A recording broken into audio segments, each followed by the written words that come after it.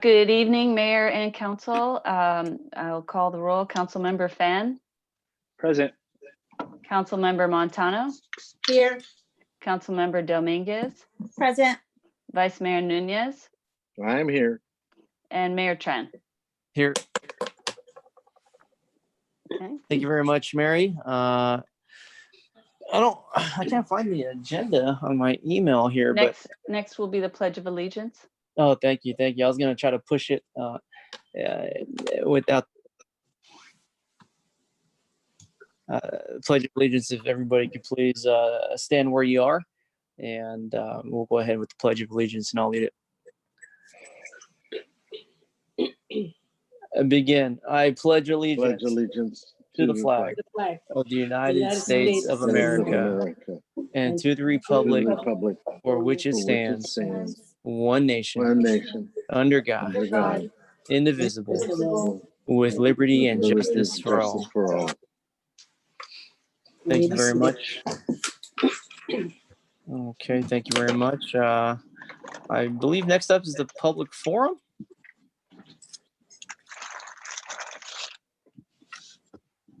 Next on the agenda is the announcement of conflict of interest. Okay, thank you, Mary. I'm going to ask you to City lead Attorney. us. Guide him. Yeah. Sure. Happy to ask the question of the council. Because we don't have a development project application on tonight's agenda or a contract, the question will not be asked tonight.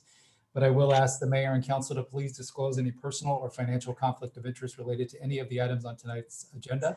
And we'll start at the end. Councilmember Fan. None. Councilmember Montano. None. Councilmember Dominguez. On one of the CIP projects that I saw, I just, in the spirit of transparency, regarding speeding, one is on North Abbott Street, which is a street that I live on. So we talk about that, just wanted to disclose it. Okay, perfect. We'll look at that, I think, as the project comes back, if it comes back as a future project, and I'll advise on any conflict. Awesome, thank you. Vice Mayor Nunez None. and Mayor Tran. No. None. Let the record reflect none, with the exception of Councilmember Dominguez. We will research that issue, and then when the project comes back, we will be able to advise you completely. Thank you. Thank you. Thank you. Okay, thank you very much, Chris. Mayor? Mayor, next would be approval of the agenda for this evening. Okay, looking for a moved. motion. So moved. I second. We have a motion by Vice Mayor Nunez. We have a second by Councilmember Montano. All in favor? Aye. Aye. Any opposed? The motion is carried. Thank you. You have to do roll call? Oh, yeah, that's right. That's right. Councilmember Fan. Aye. Councilmember Montano. Here. Aye. That's an aye, right? Aye. I thought I heard an aye. Yep. That's Councilmember Dominguez. Aye. Vice Mayor Nunez. Aye. And I myself, the motion is carried. Thank you. Mayor, next is public forum, and I am checking in the inbox that was made available for this evening, and I'm pleased to report there are no comments for me to read out to you at this time. Thank you so much, Mary. I take that as a sign of good things when the public forum is at peace. Thank you very much. Next on your agenda is the agenda item for this evening, the study session on the CIP. Fantastic. Awesome. So we'll go to city staff, please. Take it away. Sure. I'll just let you know that this is the only item for tonight, and this is to receive a presentation on the draft fiscal year 2020 through 2025 capital improvement program and provide feedback to staff. Sorry about that. And we have Steve Erickson, our city engineer, that's going to take you through a presentation. I'd also mention that we have Walter Rossman that will be joining Steve for a portion of this, going through revenue options, our finance director. We also have Renee Lorenzen. She'll be available on a part of the presentation dealing with the Performing Arts Center study. So with that, I'll turn it over to Steve Erickson. Thank you. Good evening, Mayor and Council. Good evening. IT Director, I'm going to start the, there we go.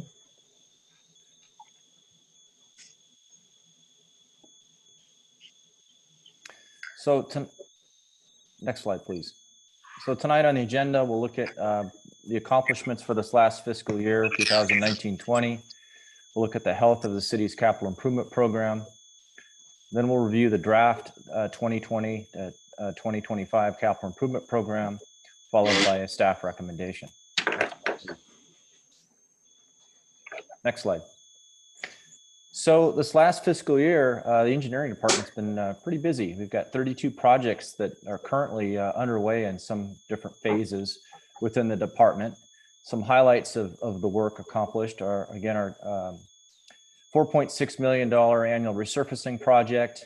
On the top right, there's a picture of the pedestrian overcrossing project that is under construction across Montague Expressway at Piper Drive.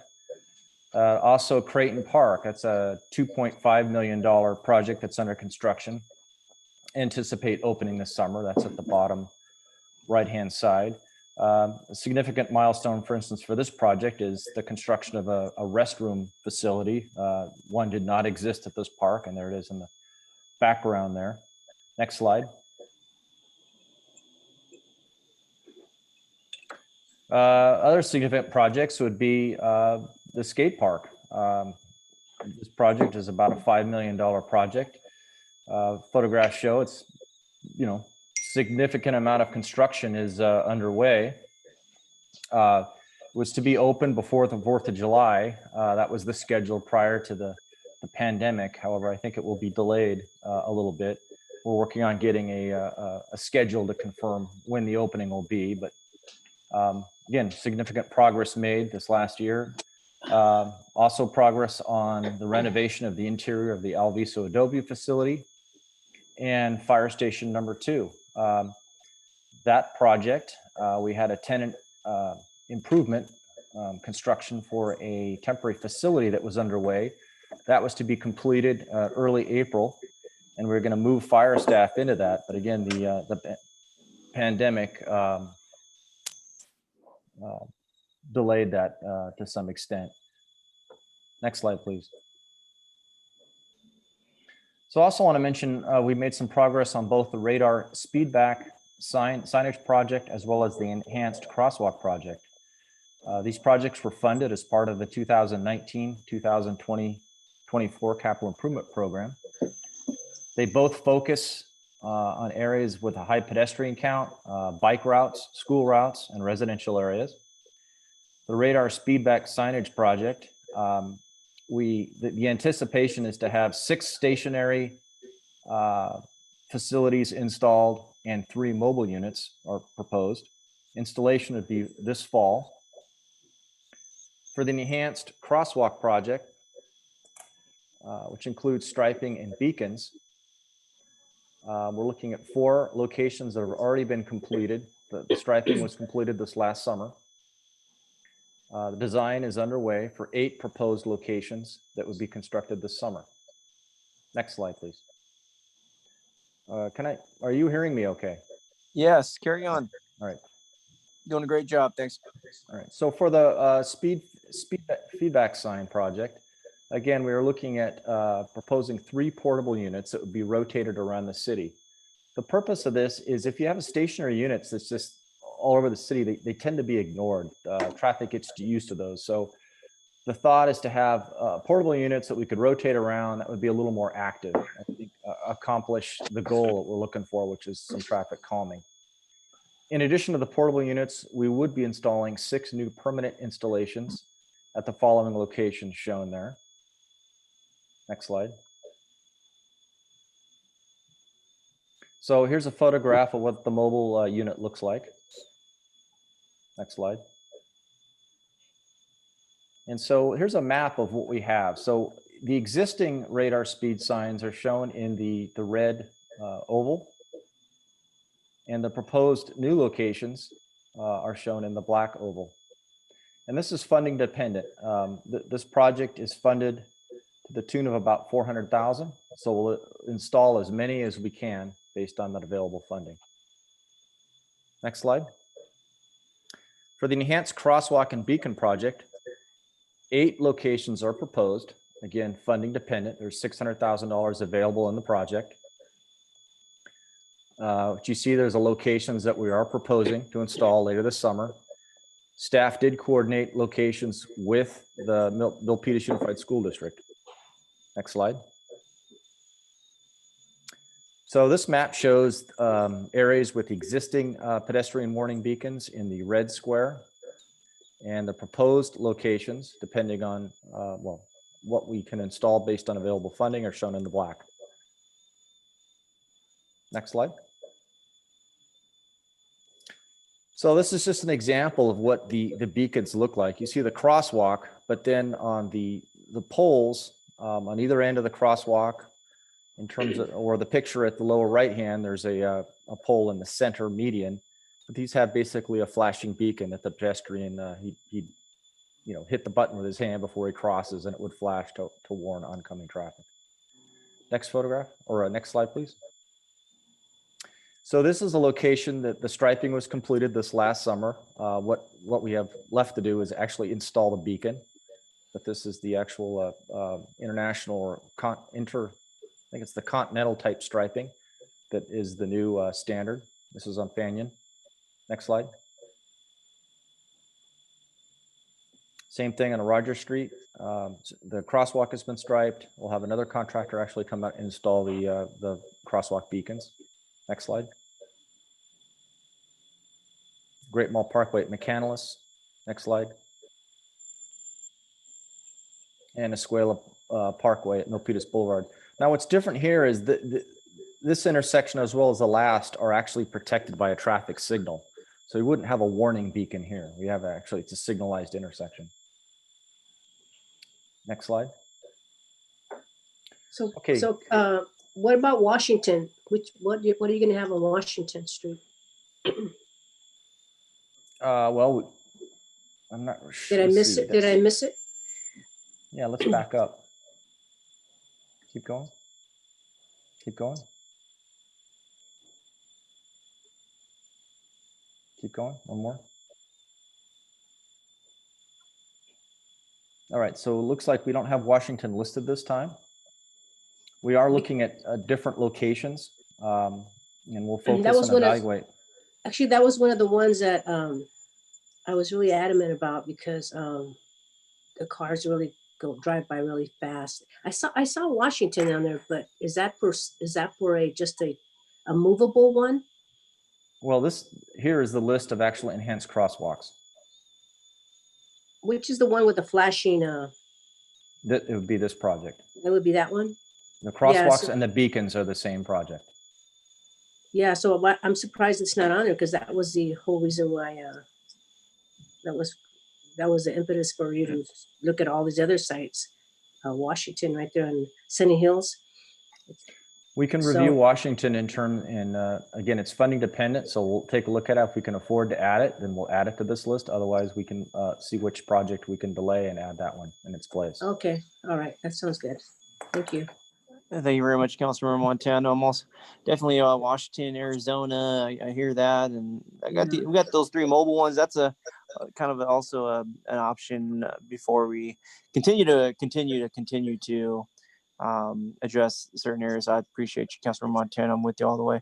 I do want to take a moment here to, if any of my colleagues have a virtual hand, I'm on a different platform on an Apple. Oh yeah. I forgot.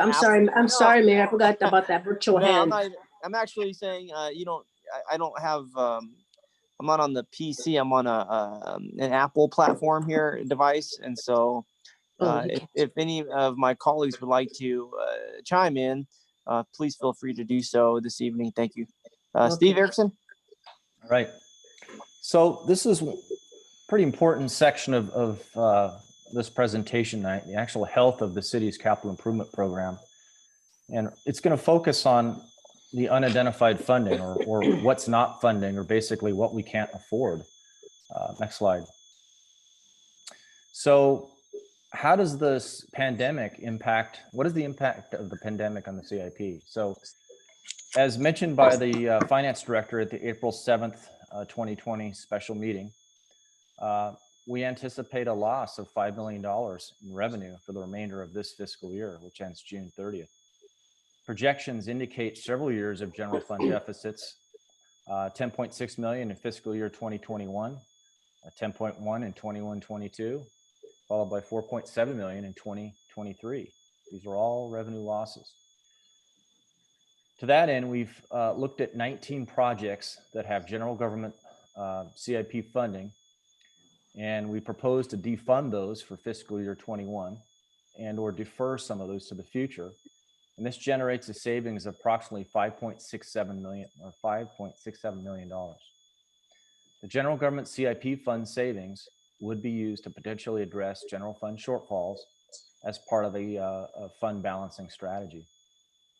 The general fund is not sufficient to address all the city's infrastructure needs, and an ongoing funding strategy will be required. Staff continues to review staffing levels, positions, and project funding and adjust these resources as needed to try to benefit the general fund. Next slide. So I mentioned in the last slide, there were 19 projects that we're looking at defunding and deferring to out years to try to save general government funds to help balance the CIP. This is some of those projects. Again, in defunding these this year, it would generate 5.67 million that we can use toward the general fund. Next slide. Here's the remainder of the 19 projects that I mentioned. Again, defunding these this year will help balance or offset the revenue losses that we anticipate from the general fund. Here, Mr. Erickson, can Yes, you go back Steve. to the last slide? Yeah. Mr. Erickson? Just take a look here. I just want to look at Yeah. it. Thank you for that. You moved Yeah, pretty yeah. quick. Thank you. Thinking alike, yep. Yep.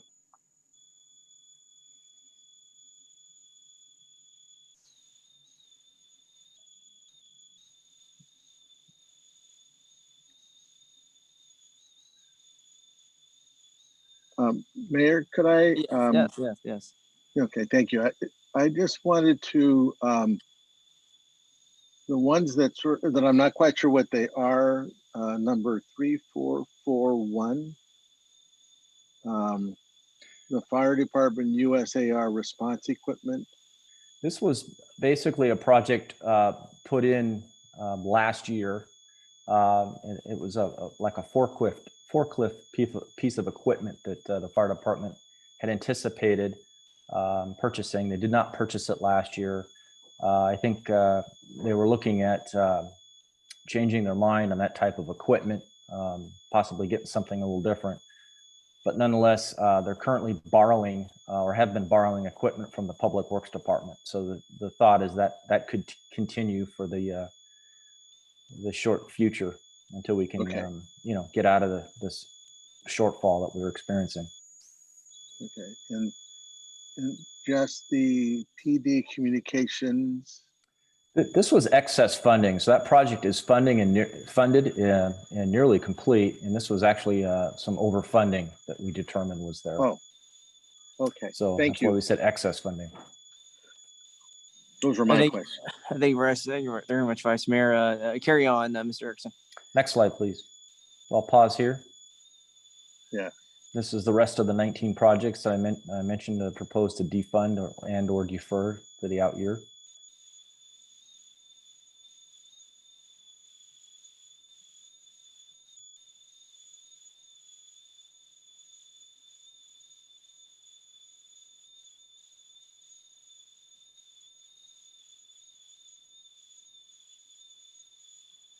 Okay, if there's no questions, we'll have Mr. Erickson carry on. Next slide, please. I'm so sorry. I don't want to be interrupt, but does anyone else hear that hissing sound? I'm sorry. I just don't know where it's coming from. I don't know if it's in my house or if anyone else hears it. Oh, awesome. Perfect. Thank you so much. Is that any better? That's better. It's gone Yes. now. Thank you It's so gone. much. Sounded like somebody had their teapot on or something. Oh, it's Anthony. He's just drinking his tea there. Thank you so much. All right. So again, this is the start of one of the important areas of the CIP that needs attention. this is unidentified funding. What this means is this is where we cannot afford to improve infrastructure, replace infrastructure. And this is the value of that for each of the sections.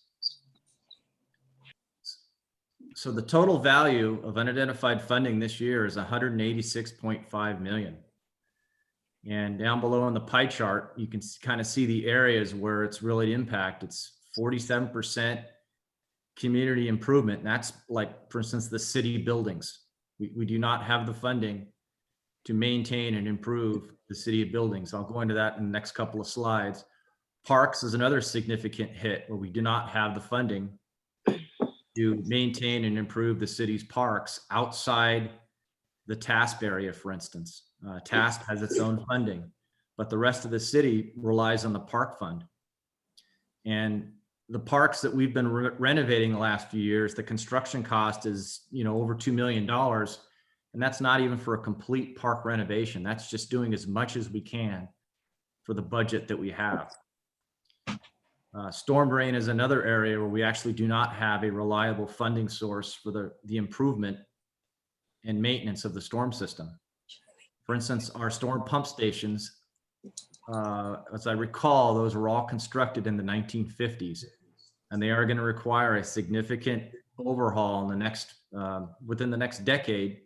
The estimate is about 17 million for that. Next slide, please. Steve, before you leave,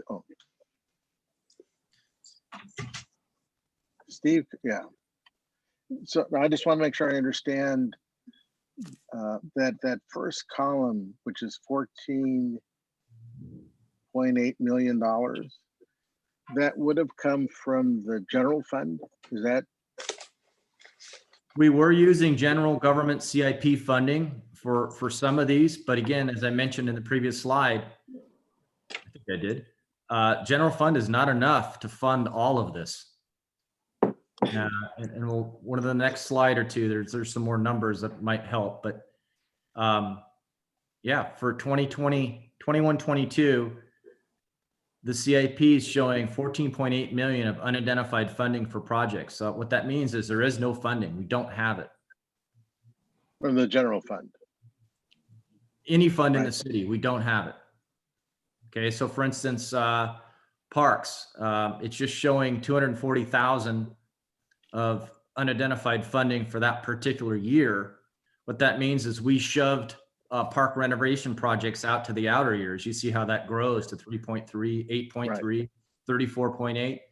We're not improving any parks or proposing to improve any parks for 21-22. We can't afford it. There is no money. Okay, thank you. I have a question regarding that slide. Thank you. I have a question on sewer.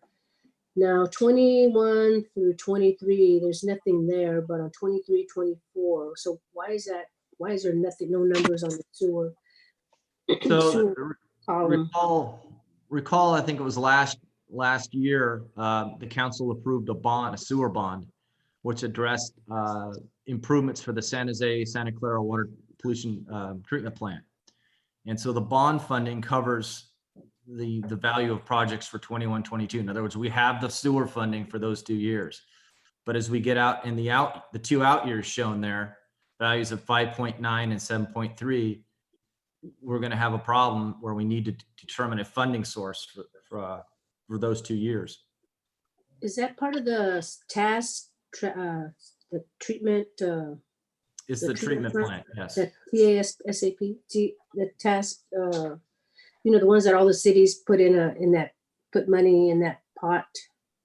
TPAC. Yeah, Yeah, TPAC. I believe. Yeah, TPAC. Okay, yeah, that one, that one's always costing. That's a big gobbler. Okay. So next slide, we'll do is break down each of the different sections here. So next slide. So community improvements. So again, these are the projects listed here that have been requested. We've got a couple of that are new to the book this year, and they're at the end of the statement. It's in parentheses new, but there's other projects that have numbers. That means they've been in the book before. They've been partially funded, but again, we don't have the funding to complete these projects. So what's some big ones on there? Fire station number 3, second up from the bottom. You know, that was proposed a couple of years ago. We were to start the design piece, but for 21-22, we don't have any money for the design at this point. If we're gonna move that project forward, we're gonna have to come up with a funding plan like we did with Fire Station 2. There's some significant improvements to the police public works building shown there in the out years. The total is 26.6 million. Also moving up Fire Station number 1, I'll kind of go into that next. That's about a $7 million improvement that's needed. Okay, next slide. So I mentioned Fire Station number 1. So this last fiscal year, we completed an assessment of the Fire Station number 1 building and site. And it noted that facility's got some issues that you know, kind of need to be addressed. Basically the site and the pavement needs to be improved. The window systems on the building, the HVAC, the roofing, they've all reached the end of their service life already. Don't really have a photograph that shows something falling apart, but kind of looking at these photographs, what I kind of see is the overcrowding, and that's something else that was noted, is that station is overcrowded, and they are, I believe, bringing on new staff, and so some expansion to Fire Station 1, you know, it is kind of needed for this new staff that's coming. In addition to the repairs to the training tower, and as I mentioned, the building, the site. Which one is that one? Number 1? Main Street, Fire Station 1. Oh, yeah, that's headquarters. Okay. Okay. Wow, that one needs to be remodeled, or? It needs to be renovated to expand it for the staffing and also to address the building deficiencies. It's Wow. a lot of the improvements have just been worn out. They're ready to be replaced. You're kidding, because it's not really that old. I mean, comparing with the other fire stations, like for example, Sunny Hills, one of the older ones, which still amazes me why it wasn't one of the. It's probably the oldest one, and Right. It seems to me that one should be the next one in line. But yeah, just I'm wondering why that the Sunny Hills one isn't the one, since it's really old. All the city's facilities need some help. And Yeah, I so know that. this is one that's been mentioned. Again, they have roofing problems, you know, major HVAC, the window systems have reached the end of their service life, et cetera. So the estimates from the assessment that we had done is about $7 million. Okay, next slide. Parks. So I mentioned, you know, most of the city's park projects, we don't have funding for it. There is no park funding. And you can see that the projects that are in this CIP, and this isn't complete. Remember, the CIP is only a 5-year document. So there's needs beyond the 5 years that we're not even including in here. And so, you know, take that into consideration. I don't see Sunny Hills in there either. Right. And I know for a fact, Sunny Hills really needs a lot of work. That's correct. So you've got like 34 parks or something. So each one might need, you know, $2 to $4 million of improvement when you renovate those. And so just on the parks listed here, the total amount of funding required is $46.8 million. And Starlight Park, I know when I was on the council, we put a lot of money on that one, and they're saying in 23-24 it needs to be renovated or funded. There needs to be some kind of fairness, because there's some parks that have already been funded and some that have not been funded at all within the last 5 years. So I'd like to see something in the future, which ones have been funded within the last 5 years. Right. So for the future. I know it's not funded, but I want to just for the future. Right. So we're wrapping up. One of the projects we're wrapping up is a Parks and Recreation master plan. The last Parks master plan we had was 2008. And that's what current construction projects that we're doing for parks, we're basing our work on. But again, we're wrapping up a new master plan. It'll indicate new need, which parks need to be addressed, which aren't, meeting the current code since 2008. And it'll also have some history, or should have some history Okay, good. of what funding was provided. All right. Thank you. And thank you very much, Councilmember Montano. I couldn't agree with you more, with you 100%. I think with the 5 years, as noted by Mr. Erickson, needless to say, I feel sometimes, but yeah, 5 years, this year one here is going to be a lot of pause, I think, for every park, every project. And I'll be in support of Councilmember Montano to prioritize Sunny Hills or any other project for our community year two, once we have more clarity through this troubling, challenging, difficult time of the pandemic. And so I'll keep that in mind going forward, Councilmember Montano. I think that's great. Yeah, it's just a matter of looking to see which ones have been funded already, and knowing that history, because it's only fair. Everybody pays taxes, so it's only fair that. Amen. Absolutely. Mr. Erickson, if we may. I have a question. I'm now confused. I just want to clarify. I know there is members of the audience.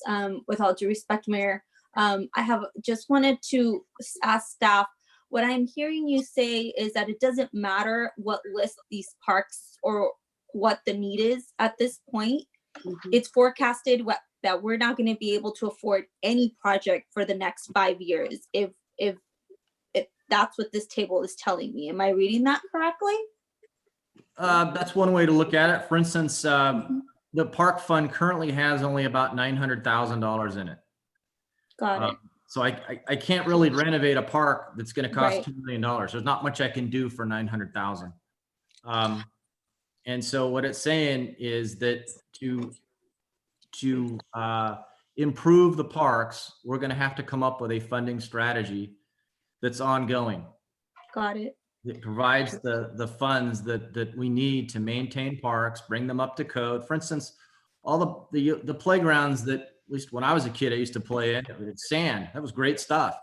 That's not something you can have anymore. It has to be an all access surface that is ADA compliant for someone that, special needs, for instance. So Right. parks where we have sand, it might look like a great park, but if it's got a sand playground, that's something we need to get rid of. Yeah, I think Absolutely. So what I'm hearing you say, the second question, I'm sorry, Councilmember Montano, I just want to finish my thought really quick.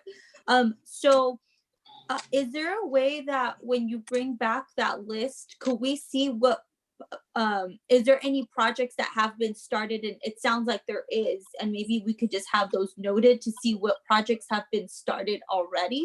I think that would be helpful for me to see as we forecast out, because it doesn't look like it's only going to be a crunch of financial sacrifices for 1 year. The way that I'm seeing this is we're going to be in a financial state of not renovating any parks probably for at least the next 3 years.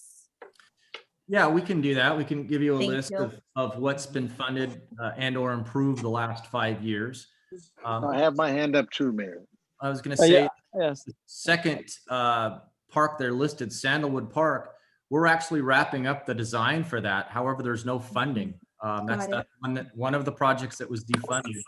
So we've had to push that out to year 22, 23 and shelve the plans and specifications in hope that funding becomes available and we can actually advertise that project and construct it.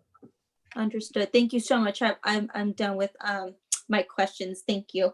Thank you very much. Thank you very much. I'm on my Apple device. I don't have my laptop with me today, so I can't see any virtual hands. So I kindly ask my colleagues to just chime in when appropriate. Sure. Vice Mayor Nunez, please. Yeah, so I want to make sure that I'm looking at it overall correctly. So I can see how both the council persons are viewing this from a little different point of view, but I can see how they got there. But standing back, my point of view, when I first read it, when it was sent out, was that we were going to look at the impact of the coronavirus on the dollars we thought were coming in, because we had already planned this out based on a certain amount of income coming in.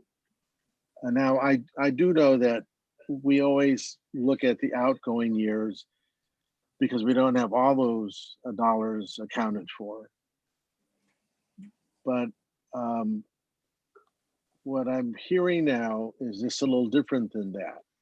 And I just want to make sure that if that's the way to look at it, that I'm correct, or I just need to be re-guided. That even if we had not had the coronavirus, we still were going to have this problem with the parks. That's what I'm hearing now.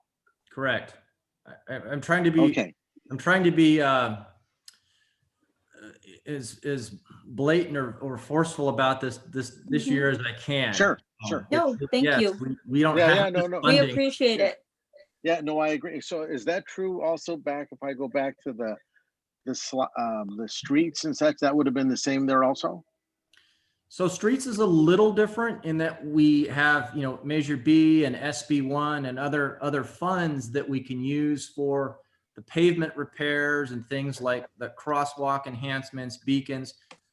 Those projects we have funded, but there are other street projects that when we get to that list, you'll see, but there's other projects where use of Measure B or SB1 might not be appropriate, might not even be allowed. And so, yes, there would be a funding gap there as well.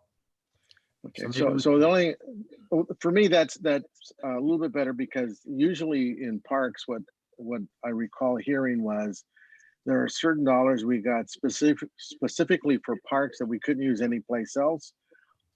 Maybe not as much, and maybe because, as others have said, construction being down, it's not going to come to us as quickly. But if there are certain places that the dollars aren't going to be coming to us specifically because of the coronavirus, that I'd like to know. But the others where we actually don't have the funding, that would have been an issue anyway. If you just let me know that, then I think what the other council persons have said makes a lot of sense. We really need to take a look at reprioritizing, but those that are specific to the virus, we need to take a look at, is it that the dollars will become rolling in a year once we catch up?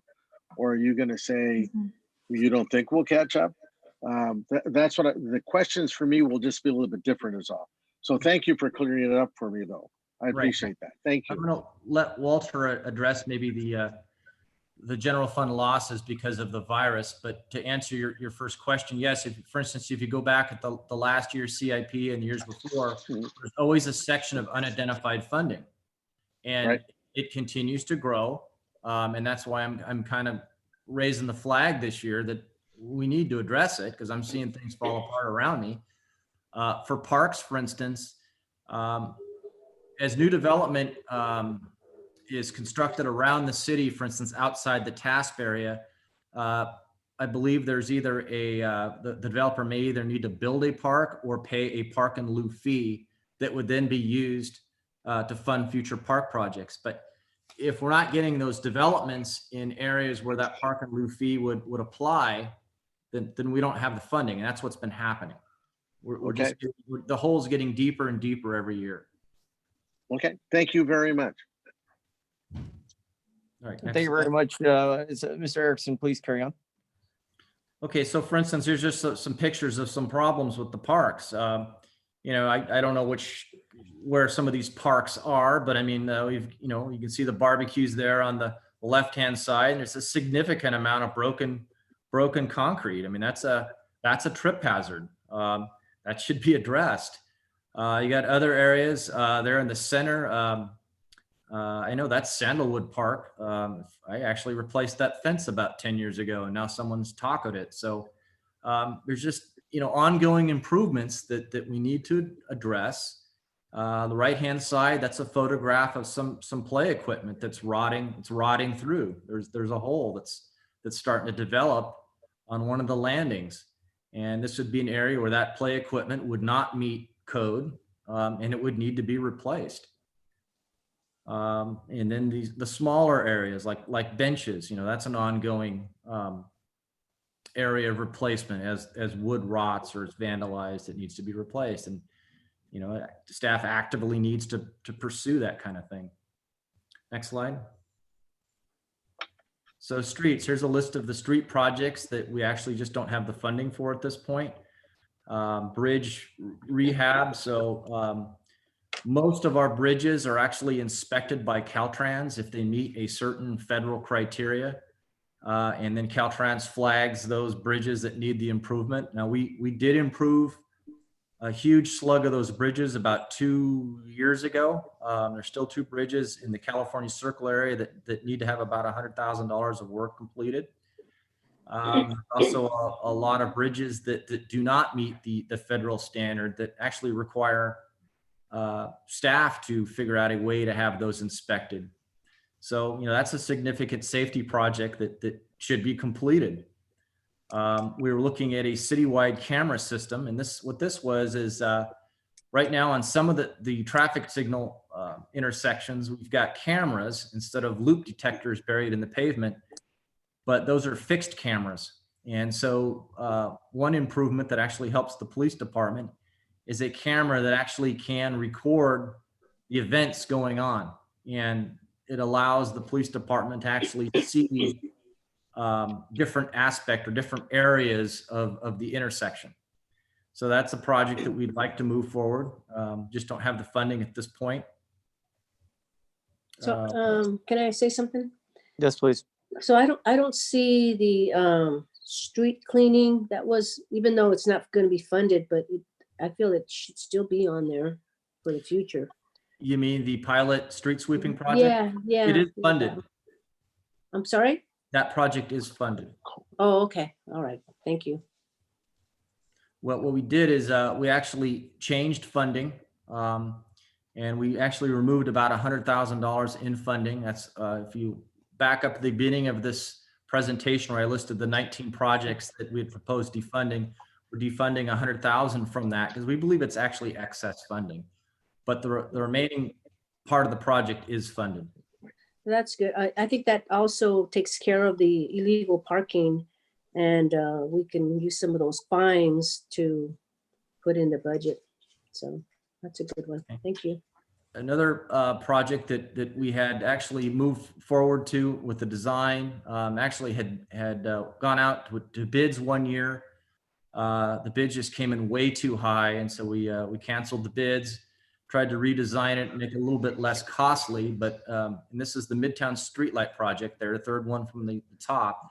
We just don't have the funding to proceed with the first phase of that at all at this point. Wow.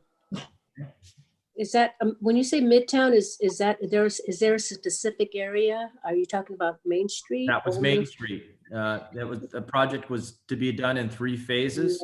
Yeah. First phase, Carlo to about Corning. But we don't have the funding. Well, same thing for the first project is the utility undergrounding section 2017. That was to bury the overhead electrical and telecommunication wires there on Main Street from Corning to Curtis. That phase actually needed to occur before we did the streetlights. PG&E is doing the design for it, and it's being paid out of our Measure 20B funds that PG&E actually accumulates. However, the city would be required to purchase right-of-way and easements for those underground utilities, and we don't have the funding, so we're going to wind up having to shelve that project. So there's a segue to that. I know where we have some developments going on Main Street, Old Main Street. And I had brought this up with our city manager about adding some certain for any new developments, and the ones that are there, they don't count because they're already done or they're already working on it. But any new developments, we should have some type of a task fee, just like we do at the Great Mall at the Transit Center. So I think the city manager's looking into that, right? So that way those fees can fund these type of projects to really make or improve Main Street. So I'm not sure, you're still looking into that, right, city manager? Yeah, that's correct. So I think the way I've responded to that is that as we're doing the Midtown specific plan, we're updating that plan, that plan also includes some kind of funding mechanism to take care of streetscapes, which could take care of several of the things we've talked about with the landscaping on the street, particular amenities, lighting of trees, things to improve the general appearance of Main Street. That'd be a good place to put it. And you're right, that could be done just like the transit area. It could be done. Maybe there's probably a couple other ways to look at it as well. But that's been my response so far to this. Steve, could you also explain how the streetlight project was funded initially for this? Was it general fund or was there specific funding outside of general fund? That's correct. It was all general government CIP funds. Okay. Yeah, and so yeah, the smart way is to have any new developments pay a tax fee. Thank you very much, Councilor Montano. Great idea. If you do that, you might stifle development in general. Development's already difficult as it is, especially with this pandemic and how the rates have changed for everybody. Yeah, any new ones, not any previous ones. Could I ask real quickly, when you say that, where does it start and where does it end on Main Street? When we talk about Midtown, in your plan, Steve? Yeah. Well, so the question is to me, right? Is that right? Yes. Yes, thank you. You're welcome.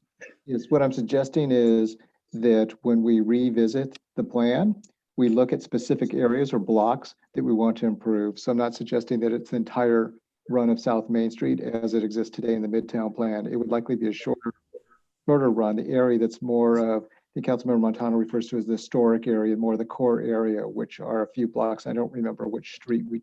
It's what's the name of that? It is on Corning and where the library. What's the name? Maryland, I think. Yeah. Yeah. Sarah, Corning. you mean? Mm-hmm. But that remains to be seen. I mean, we don't have that updated yet, but those blocks we can look at, the council would certainly look at and designate, and that's how we would come up with the funding strategy for that segment of Main Street. It would be enhanced over any other parts of Main Street. For the historic preservation, I think, and I know Councilmember Vice Mayor Nunez, you're really, that's one of your focuses to that historical perspective.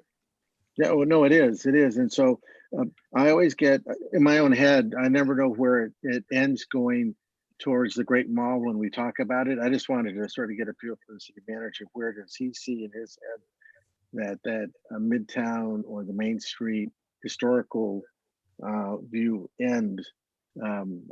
Because some persons, when I say it, Main Street, they always talk to me about all the way down to the border of San Jose. And I said, no, we're not talking about that.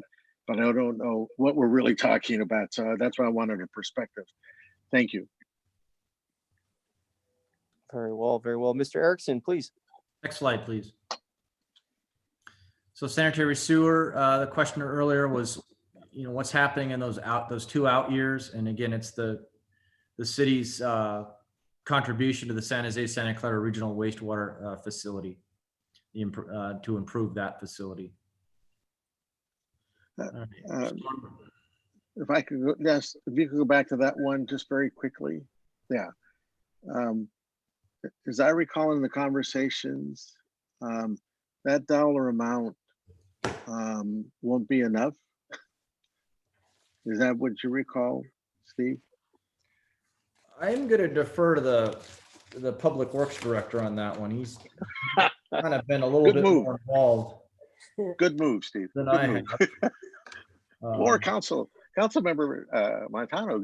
Also, I mean, I just think we're going to need, as I recall, more money. So that's the one that probably bothers me the most. Yeah, because it's not just our city, but all the other cities too. Yeah. Well, and that's why, that lawsuit, but that's ongoing, so.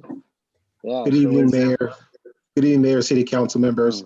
This is Tony here with the Public Works Department, here to answer your question regarding this project. And yes, amount is subject to change. We do on an annual basis get the projection from the city of San Jose on what our expenditures are going to be for 10 years forward. So they do give us a 10-year projection each time. That dollar amount that you see there for 22 to 23 was shown in our rate study as well. So we've been knowing that this was coming, but I think what we need to do then is as we get closer and closer to the amount there, and we look at our 10-year projection, we'll get a better sense of what our expenditures are going to need to be for the sewer plant, and then we'll make those changes at that time. So is it your sense, Tony, that and if it's the wrong time to ask the question, let me know gently, but let me know that we would look towards the bond, more bonds, because I kept thinking the amount was more than $13 million.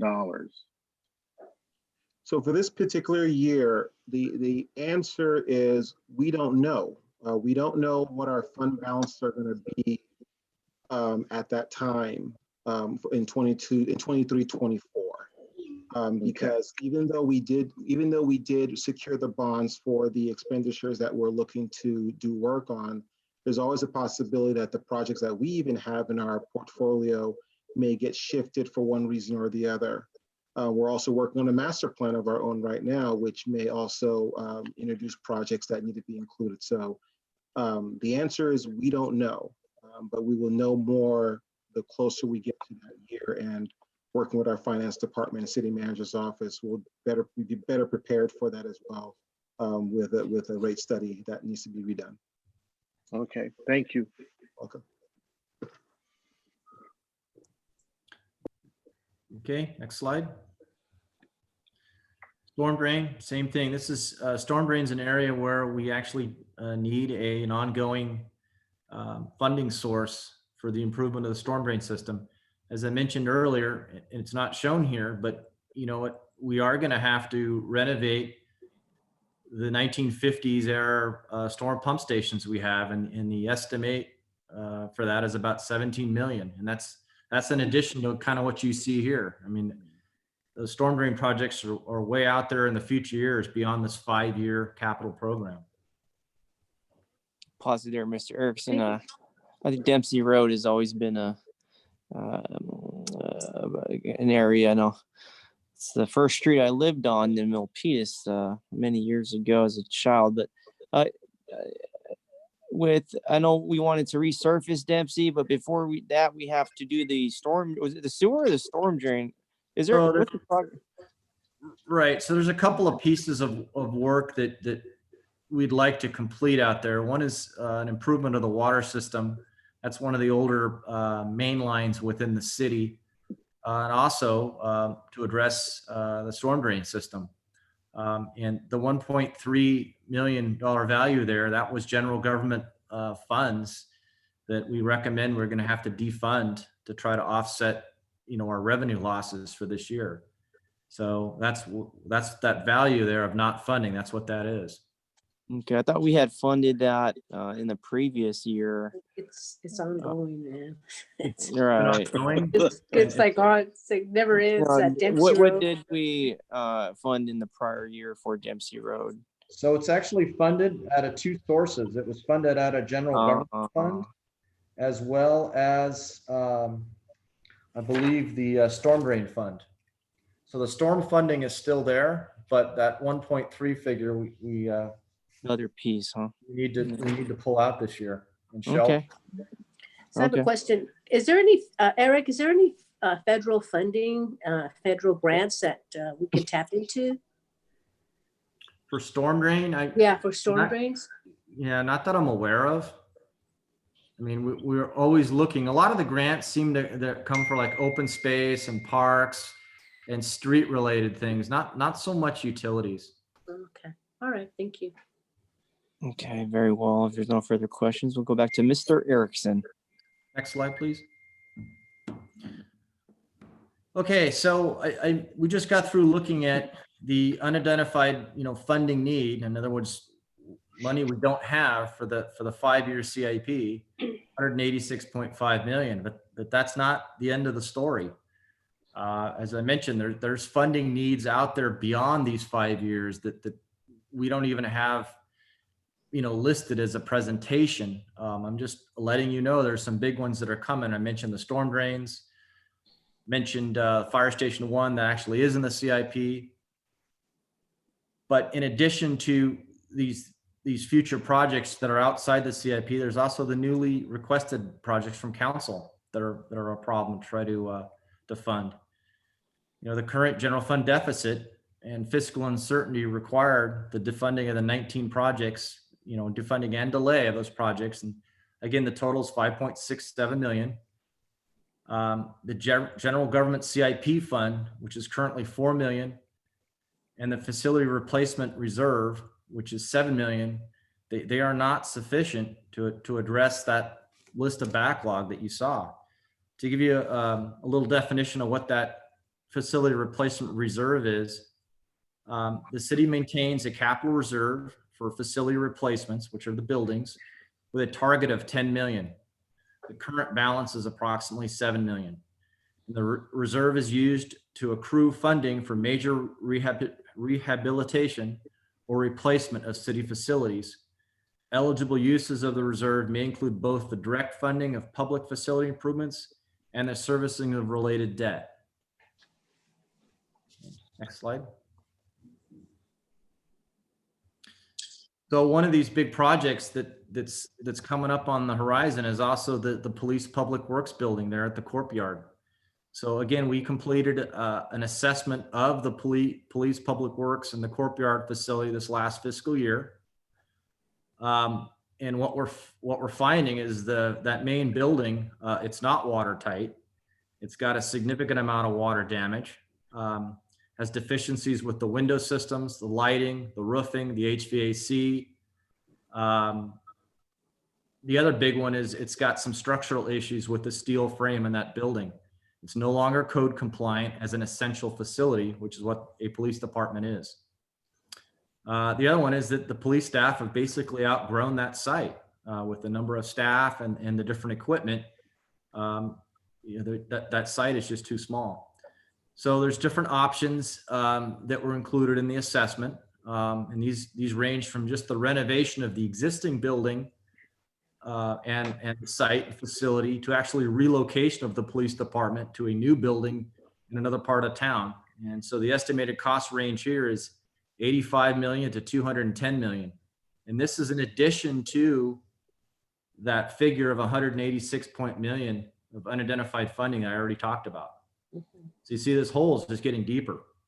Yeah, the police station, that site, it's right underneath an aquifer, the various creeks, right, runs parallel to it. So, and I spoke on that about that issue about the water seepage through the cement. So that means that building is not structurally sound. You mentioned may possibly renovating or moving. What do you think even though we can't afford it now, but do you think moving it somewhere is a better decision to make? If we had the funding today, I think, and again, we haven't discussed this with you before, but my thought would be a new building somewhere else would be a heck of a lot easier to complete, and has some other benefits because we could build a new building if we could find the parcel that worked. And then once that's completed, move PD. Then we also have to look at Fire Station 3. We could do a simple improvement to the existing PD building, move the fire staff into that while we rebuild Station 3. Once Station 3 done, move them back. So I mean, it kind of works to do that. But again, it's funding dependent. Yeah, it's all about the money. Okay. The other thing is trying to, to renovate that building actually requires the removal of the interior walls to get to the actual steel frame that has to be, the deficiencies in that steel frame have to be addressed. So trying to do that work with the police department staff there, being knowledgeable their security requirements of what they would require. They just have contractors running all over the building. That would be extremely difficult and expensive to try to renovate that building with police staff there. Yeah, I agree. Okay, so again, we do not have the funding for this currently. And again, a strategy is recommended. Next slide. So just kind of a quick couple of pictures. So we got one on the right. It just shows one of their, I don't know, I guess they're closets or something, but I mean, you can see it's pretty well full. And as I recall, that's a tiny room. So they're overcrowded. They're out of room there.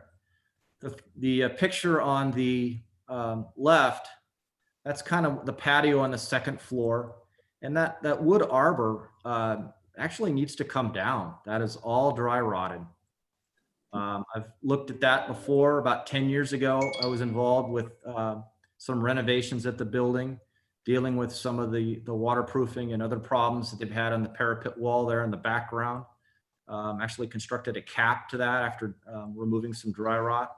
A lot of the wall there in the background, again, there were a lot of water intrusion problems on that wall that I tried to address one year. So the building has just reached the end of its service life and needs some significant repair. Next slide. So we looked at and talked about the 5-year CIP with the funding that's required. As noted, there was the unidentified funding, 186.5 million.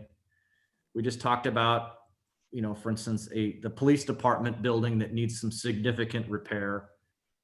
In addition to that, we've got projects that the council's previously requested that we look at, determine a cost and an implementation strategy. And this is for the Pines permit parking, the community shuttle, and the performing arts center study. So again, as I keep harping on it, the general government CIP fund does not have sufficient funding to implement these projects at this time. Or we need a strategy to provide some ongoing funding for these things. Next slide. So look at the Pines really quick. So staff had reached out to several parking permit vendors for pricing, as well as looking at the request for proposals from the city of Seaside, where they actually just hired a permit parking vendor. We looked at that, the cost for that. We looked at implementation of the permit parking program across the entire Pines neighborhood.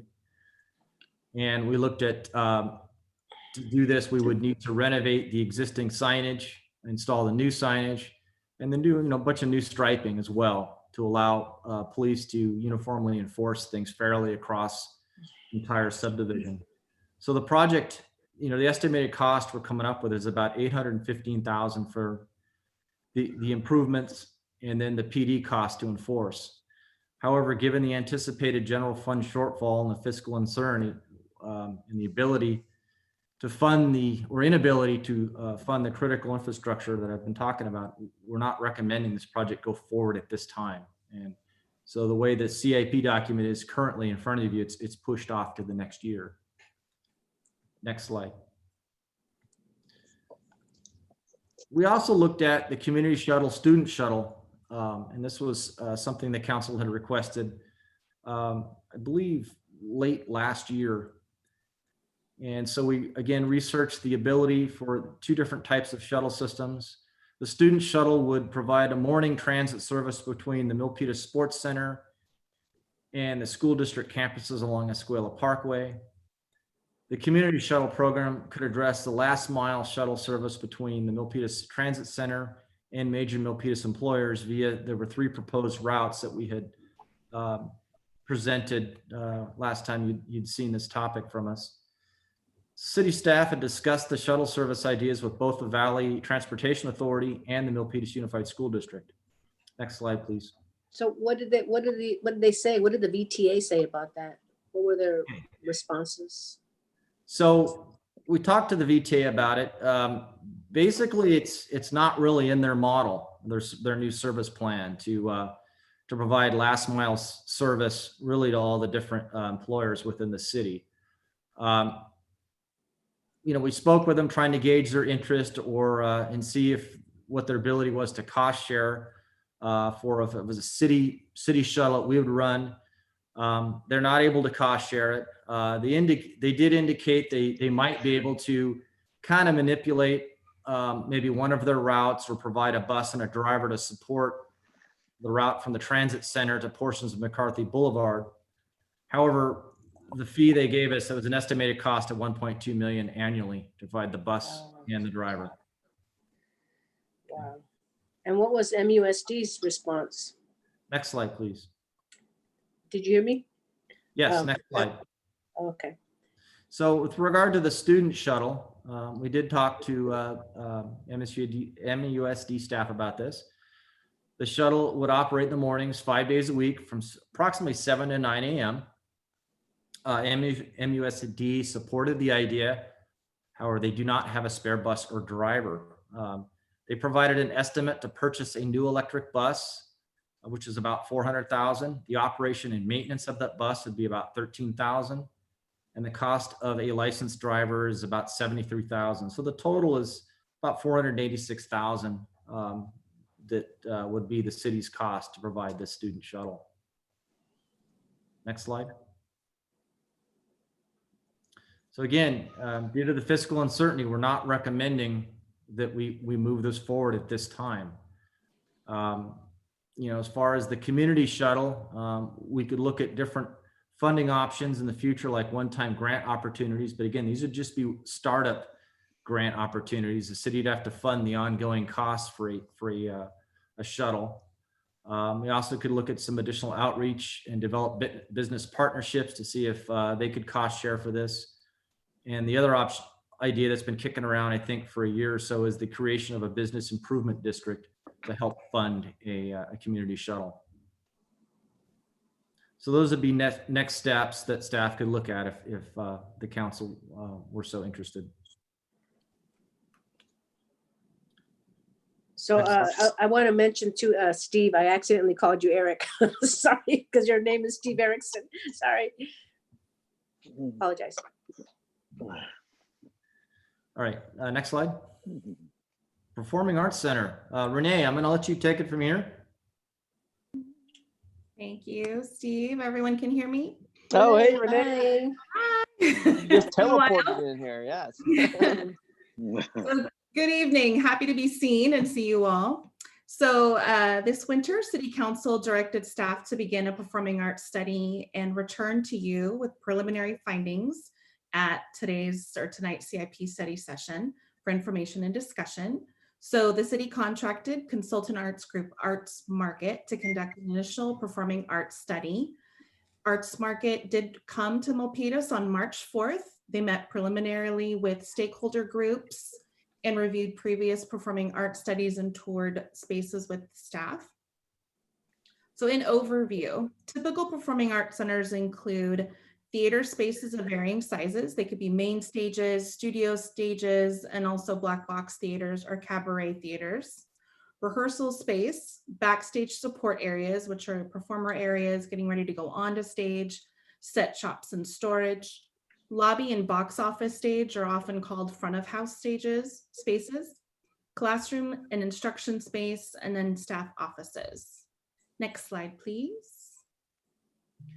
So Milpitas's existing performing arts spaces include, and they're listed in no particular order, the Community Center Auditorium, the Library Historic Auditorium, the Community Center Amphitheater, the Bob McGuire Amphitheater located at the new Bob McGuire Park.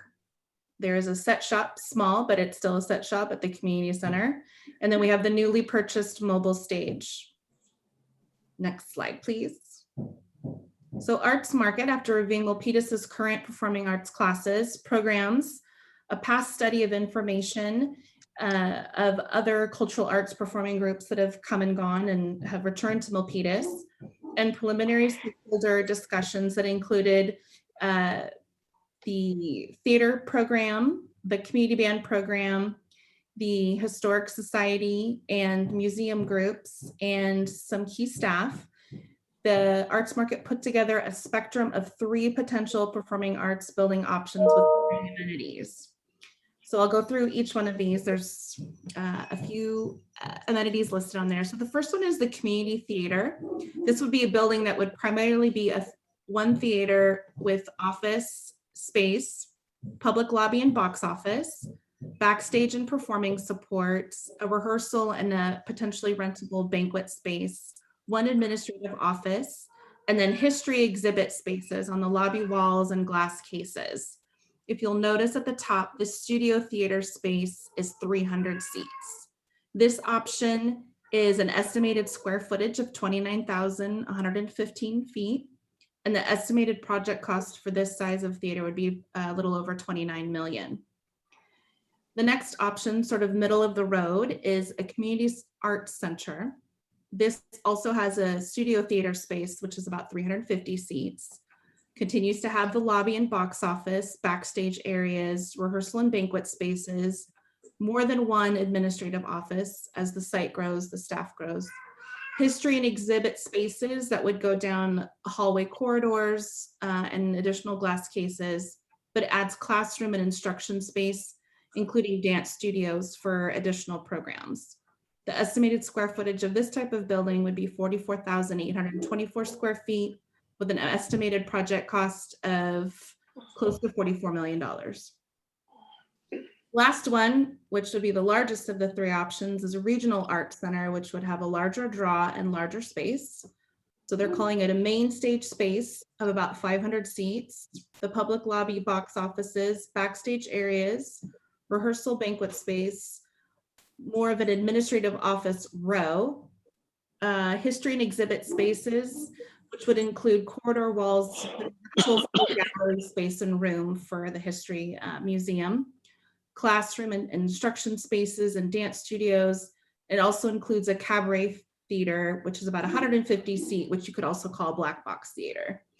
The estimated square footage of this building would be a little over 61,000 square feet with an estimated project cost of just about $60 million. Next slide, please. So the next steps to build on the preliminary study would be to receive direction tonight through the CIP program priorities. And if this was a council priority, excuse me, my son just tried to join the meeting, would be to retain a consultant for community outreach and conceptual design phases, which would also include conducting a complete location assessment and also potential land acquisition analysis for this project. So the overall funding needs for the Performing Arts Center would be between 29 million and 60 million range. So given the anticipated general fund shortfall and unfortunately the fiscal uncertainty, it is recommended that the project not be funded at this time. Then I will hand potential funding sources over to our finance director, Walter Rossman. Thank you very much, Renee. I do want to take a moment here. Walter, my apologies. I do want to comment. Thank you for your work, Renee, and for the experts to come in to provide their expertise. Another belief that I had about a proposed performing arts center was to take a look at an outdoor amphitheater space, which would, I think, be considered as a performing arts center, as it's more cost effective, I think, and also to take advantage of one of the best draws of Milpitas, our Mediterranean-like weather. Now, are there any, was there any attention to an option for an outdoor amphitheater performing arts space? That's a great question. So our current inventory has 2 amphitheaters, albeit they're not really, I'll call it plumbed for sound and large performances. The initial study did not include a outdoor space at this time. The feedback that they received from the performing arts groups was interest in more of an enclosed space. But should that be something that the council is interested in the future, sort of like the Mountain View areas, that is about a 300 person seat amphitheater. Morgan Hill. Yeah, that is something that. Or Montalvo something like Yes. that? Yes, I remember that Yeah, that idea from you, Councilmember. So that is something that they can look at additionally, but the initial study really looked at the buildings because that's what was of interest, and then took into account that there's 2 existing amphitheater spaces right now. Thank you so much. From what I recall during the city council meeting discussion that we had agendized, we did as a council request for exploration of an outdoor amphitheater. Yeah, and so I do want to ask for that to be examined because I do support council member, Vice Mayor Nunez and Councilmember Fan's request for some sort of space that can accommodate those triple-digit numbers that we are looking for. I do want to support the leaders for that proposal. If we can somehow have a look at an option as well, in addition for the outdoor amphitheater. Vice Mayor, did you want to? I know you. Yes. If I could, and so first I want to say thank you because I'm not sure I heard in the other proposals that there was an outreach to the community as you did in your study. So I'm thankful for that, but I do agree that in our discussions we did include the amphitheater because there is opportunities during the spring and summer to have productions outside. There could be other opportunities during the other months for some of those programs within the community center and such. But I think it offers a unique opportunity to be able to offer both. And so I think sometimes it's hard to say, yes, I do want something if you don't know what that possibility is. And I think just having somebody sort of sketch it out for you and say, here's what's possible with the properties we do have, might have someone think about it just a little bit harder. And I still think we have some rare opportunities right there on Main Street next to the library and such. Yeah, right there that I think could still sort of pull that community together.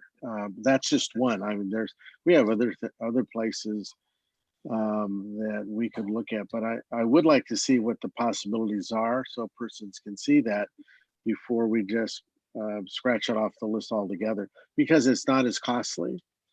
And I've been to 2, not as many as probably the rest of you, but I've been to 2 productions outside and have found them really worthwhile. Yeah, I concur with the Vice Mayor. There's an amphitheater, something outside is more cost effective. That the park that right next to the library is ideal for Sunny Hills. Yeah, it'll revitalize. It'll revitalize Main Street. It'll add to the revitalization of Main Street. I think that's the ideal spot, and perhaps we can buy that from that site from the Historical Society. And I don't know if that's in this CIP, or do we have to recommend to put it on there? I'm not sure, City Manager, how that would work.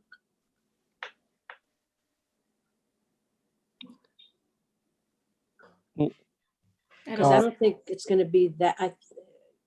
I don't know where the parameters are legally, what I can say, what I can't say. So when has that ever stopped you? That's true. Remember?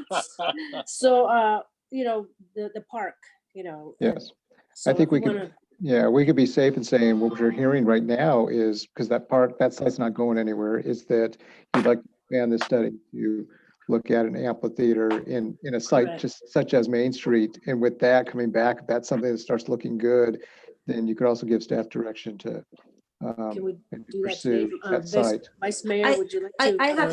Sorry, I have a comment. I'm not too sure, Councilmember Montano. I don't want to interrupt, but I know those little hand thing is not working. A little mano. I know we need like a little one.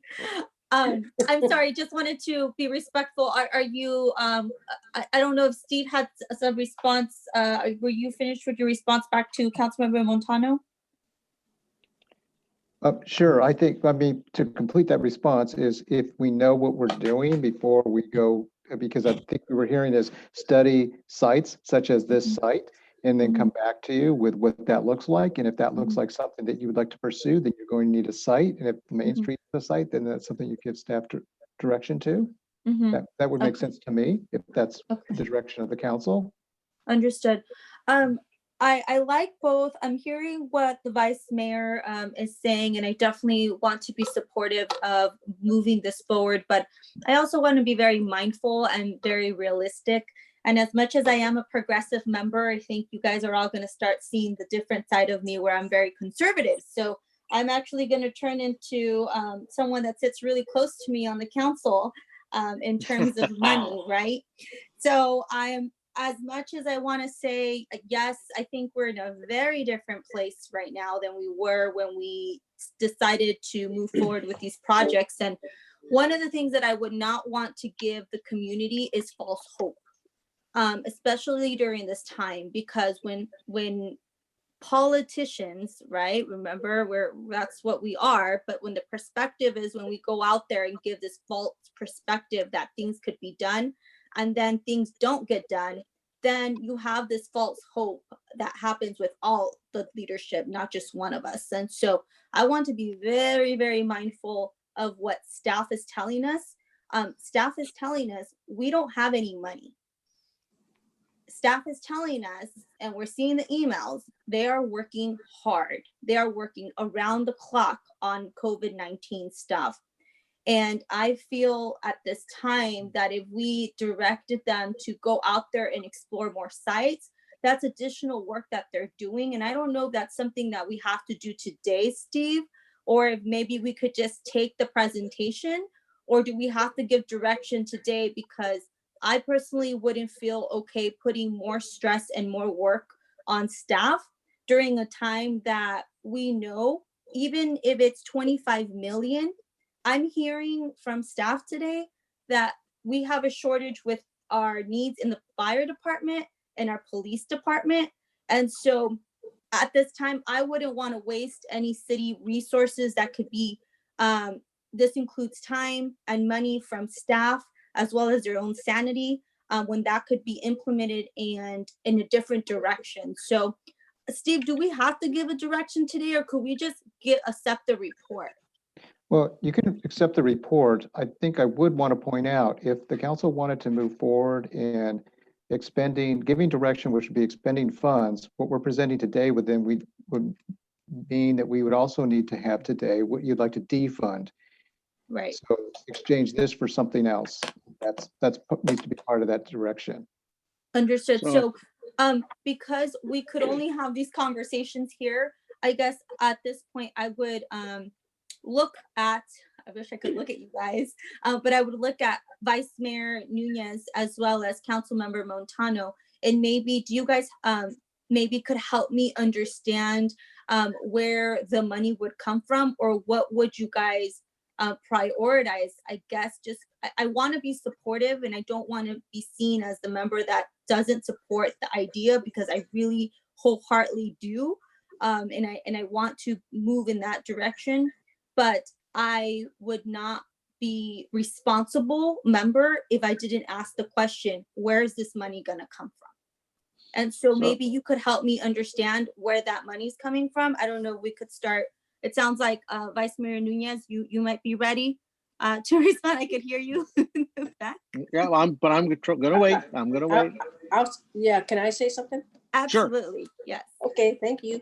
So what I hear is that if we want to take some direction for that site, that specifically that park, to have staff look into, what's going to cost, and I'll tell you, I don't think it's going to be millions.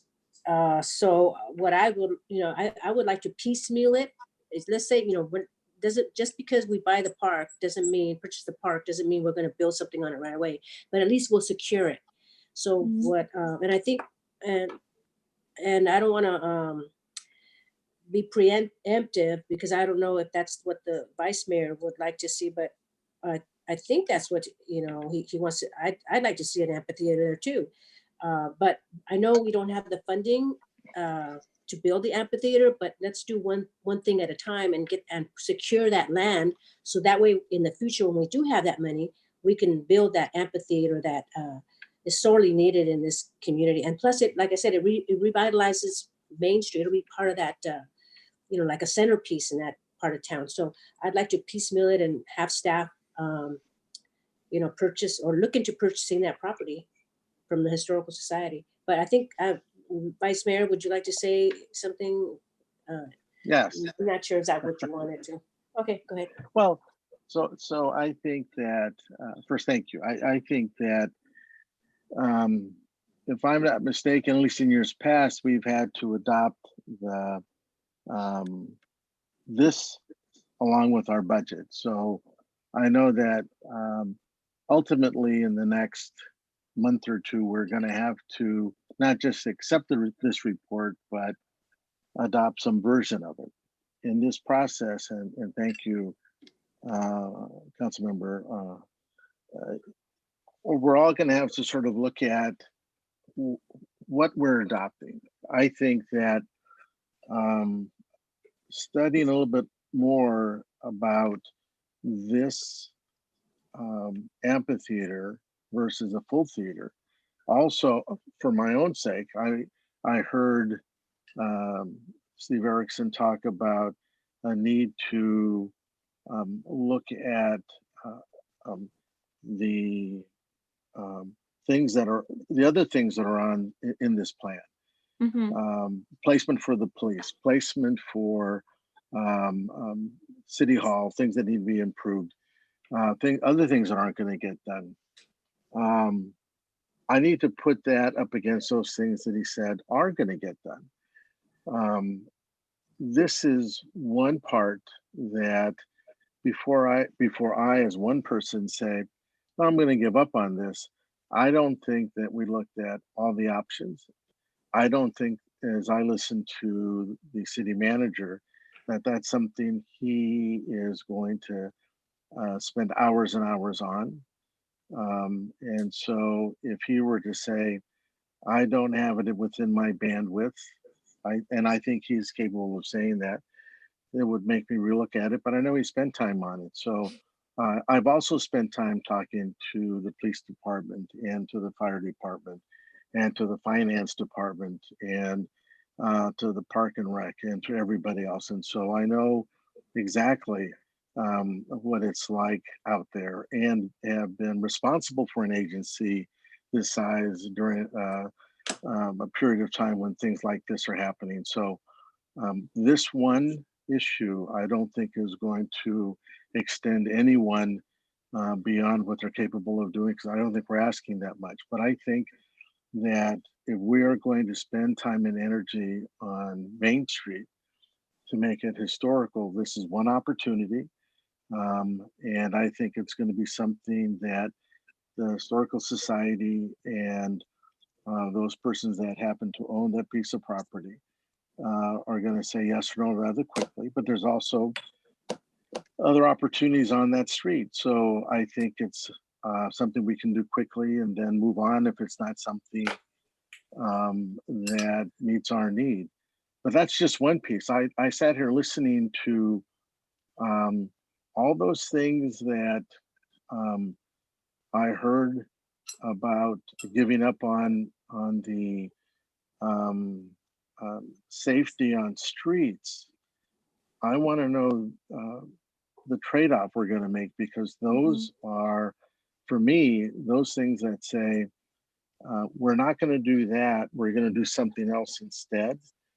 And those are things that could possibly cause harm to residents if we don't do them. So what is it that we're trading off for? So I know that's not part of today's discussion though, but when we do get to discuss that, I want to know, what is it that staff decided was more important than the safety of residents? Because it took me a long time to get to the point of agreeing that that was important, because I finally understood the issue. So I'm ready to, now that I understand what was presented, to have a much larger discussion about some of these issues, because they're going to cost us money, they're going to cost us time. And now that I know that regardless of the coronavirus, we were going to have these issues anyway. That's what I heard Steve say. So I still would like to have it there. I think that I'd rather spend the time now than next year say, you know, we should have done that because now the property is not available or the resources aren't available. And I'd be willing to assist if that was necessary, so others don't have to give up their time to do it. Yeah, I agree. Right. No, Thank and you very much. I understand that, Vice Mayor, and I think all of us have taken the time to talk to each department, and that is why I'm posing the question. Staff is going, you know, I think all of us would love to work, but the reality is that the way that our city government is placed in our city, we don't have the ability to be hands-on as much as we wish. And that's a hard reality that even I have to swallow sometimes, right? Where we may have the ability to assist, but we shouldn't, because our city charter doesn't allow us to. So because of that form of government, I also want to be very, very respectful of staff and know that they are the experts in their space, and the recommendations that they're bringing before us are hard to swallow as leaders, because this is the stuff that we would like to see. But I am going to be asking those hard questions, and definitely I do believe that staff are already overworked, and they're working 24 hours a day around the clock. We see the emails, and I have learned from Councilmember Montano, we have to work smarter, not harder, right? So if this is, I trust Councilmember Montano that if this is gonna get it on the list for the next 5 years, then that's something that I would love to, you know, I don't wanna go into a deep conversation, but I do want my colleagues to also try to understand that because I support it, it doesn't really necessarily mean that I feel it should get funded. And I also want to be very clear with our community, on whoever's watching this, that what I'm hearing is that we don't have the money. And I do want to work harder. I mean, not harder. I want to work smarter with our staff who are already working around the clock. And if we're going to go ask them to go study something just to put it on the list, is there a way to just put it on the list and not spend the time studying it right now? Because regardless of what they come back with, it doesn't sound like we're going to have the money to implement this.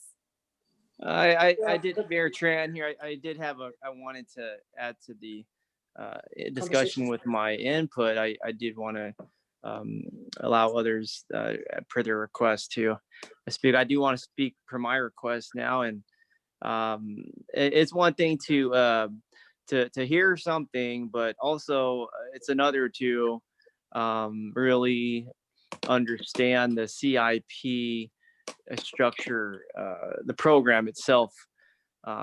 Now, for us to take a look at the option of amphitheater doesn't mean that we're going to fund it. I think most would agree that we're very likely not going to be funding things here in these next few months for the CIP program that aren't essential. I think I feel like most feel that way, but the CIP is a 5-year plan.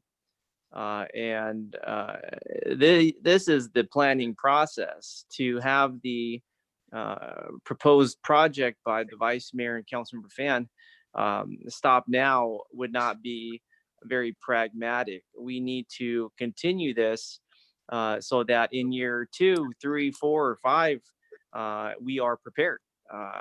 Similarly to the heavy lifting done by our council here with the skate park or the snack shack, staff were prepared, and that's what we need to do.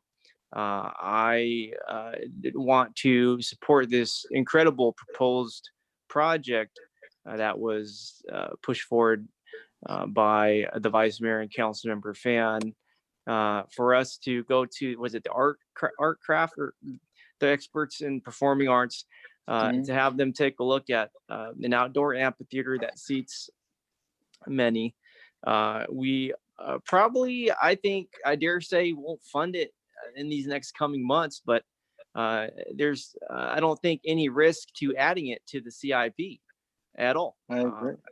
Thank you no very much, risk. Mayor, for your I'm words. sorry, excuse me. You actually make me feel a whole lot better about this. So thank you. Oh, sorry. Excuse me. Yes. Oh, sorry. Are you Excuse me. still? Okay. Pardon me. Sorry, I thought you were done. Excuse me, I'm not done. Okay, go ahead. I'm not Continue. done. And so, I do want to reiterate my support for this project, so that staff can have their discussions, particularly under the leadership of Renee and the Recreation Services Department. They've done incredible work. Example with the parks and the skate park and the new snack shack, and under her expertise, even with the new football field at the sports center and things, this is clockwork, if I may dare say, for Renee, and I know that she'll continue to do an incredible job. So I'll leave it at that. I think I've heard great support with low fiscal risk for these coming months as we seek to put this in the CIP. Thank you very much, Mayor. Councilmember Dominguez, yes. Yes, thank you so much, Mayor, for that. And so I do want to, I thank you so much for explaining that to me. I've learned a lot.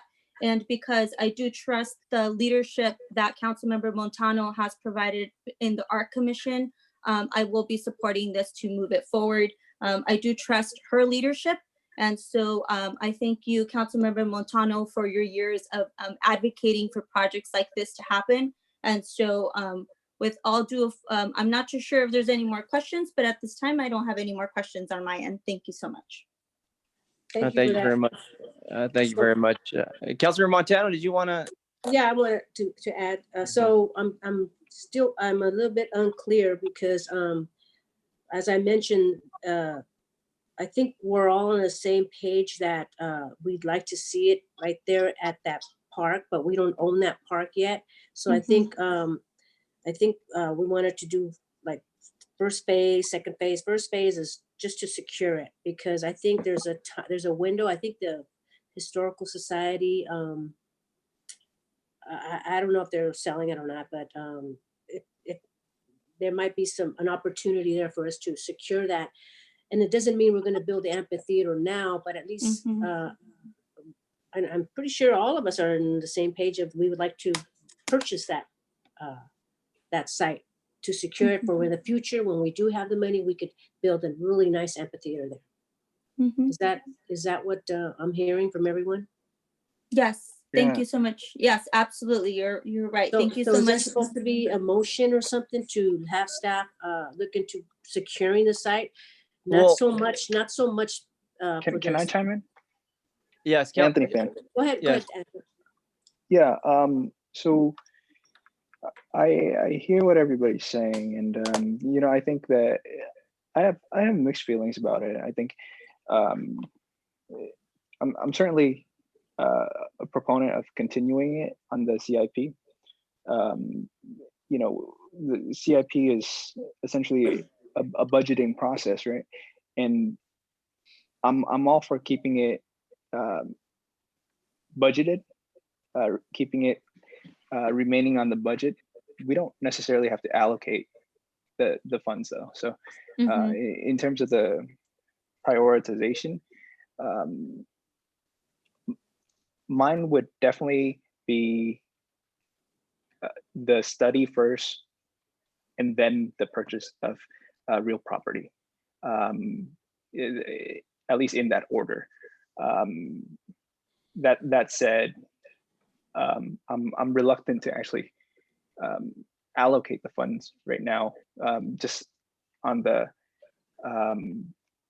prioritization list. However, I would keep it, definitely continue to prioritize it on the CIP. So those are my thoughts. So when you ask if we're all on agreement in terms of the purchase of real property, that's where I would have to dissent there. Well, if I could, I do think, you know, what we've talked about is allowing Renee to go out and add that to her study, because as I understand, that wasn't part of the study, correct? Renee, are you still there? I am here. Right, so that wasn't part of the study, as I recall you saying.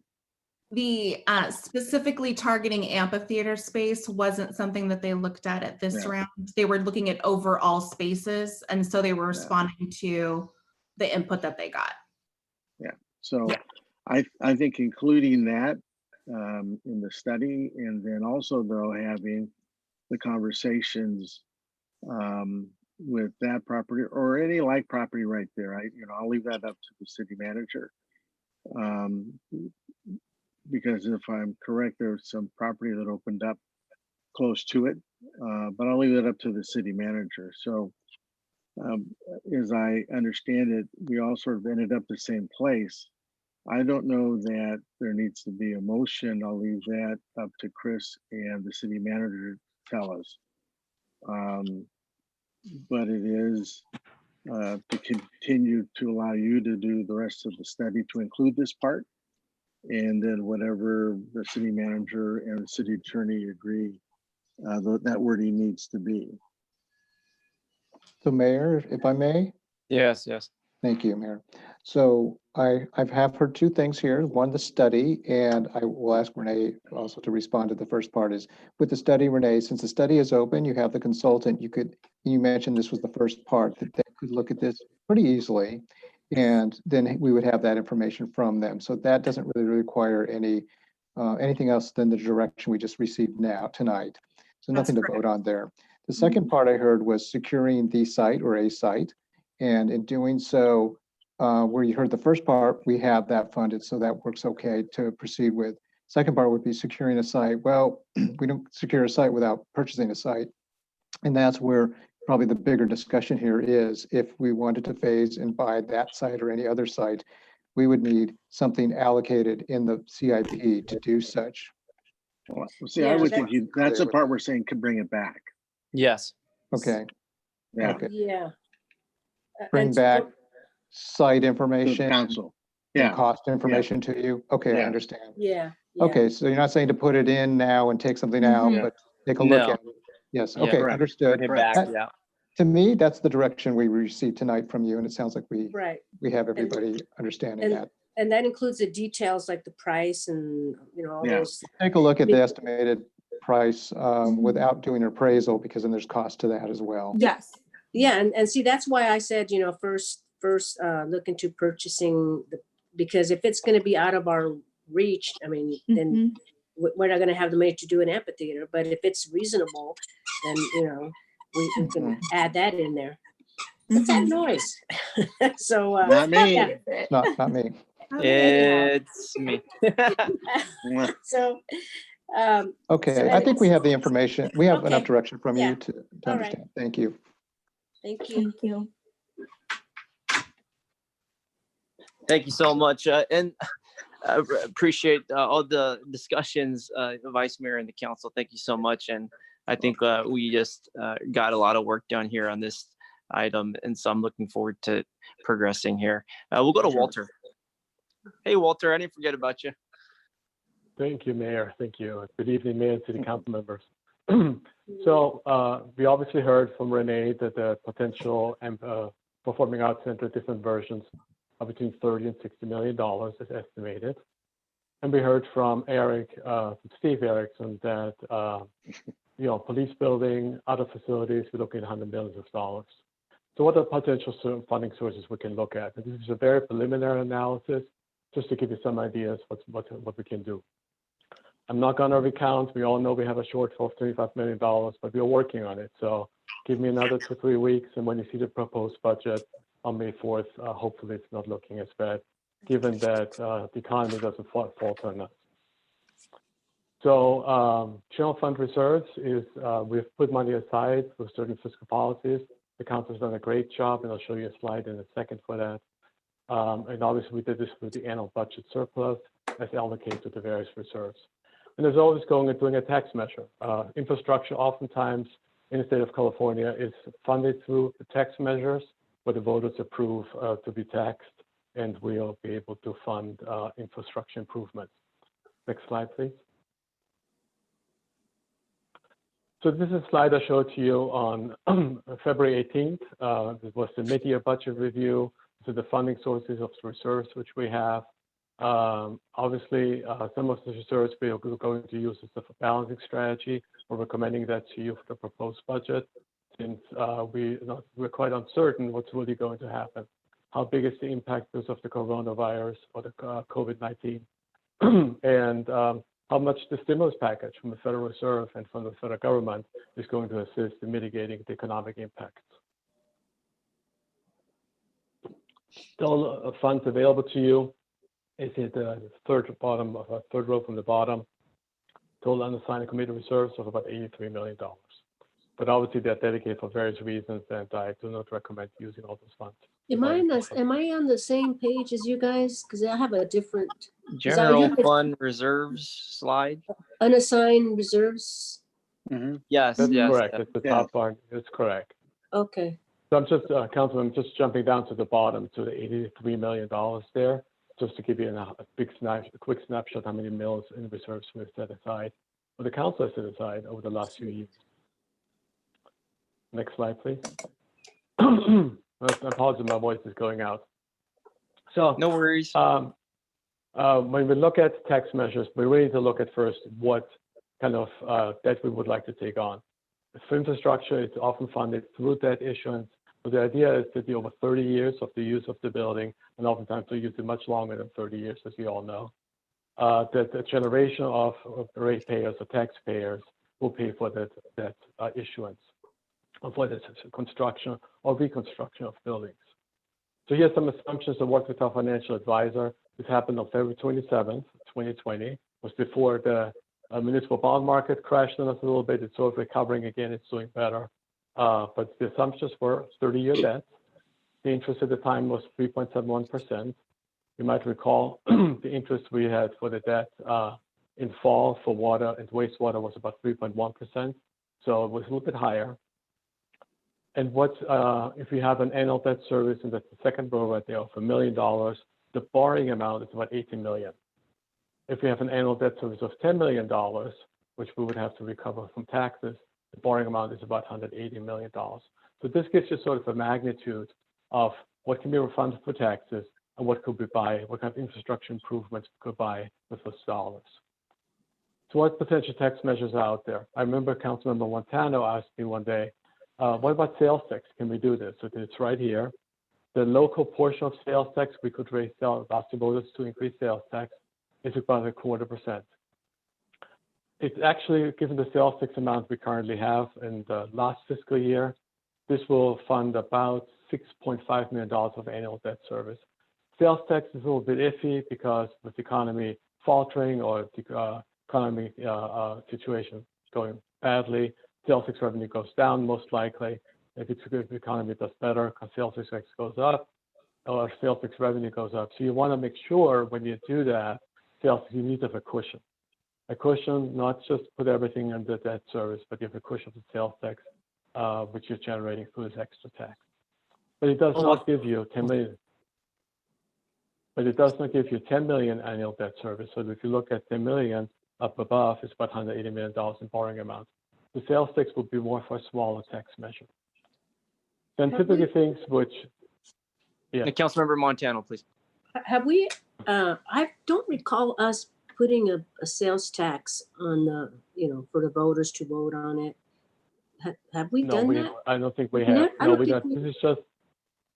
Yeah, I think we ever have. And that's one of the unique things about Milpitas. We don't, we don't do that. But unless like we're like with this new recession coming on, I don't know. This is like, and then I think I understand that the county put a cap. Like if we don't put a sales tax, but they do, then we can't do one or something like that. Is there something? It wasn't the county, it's the state.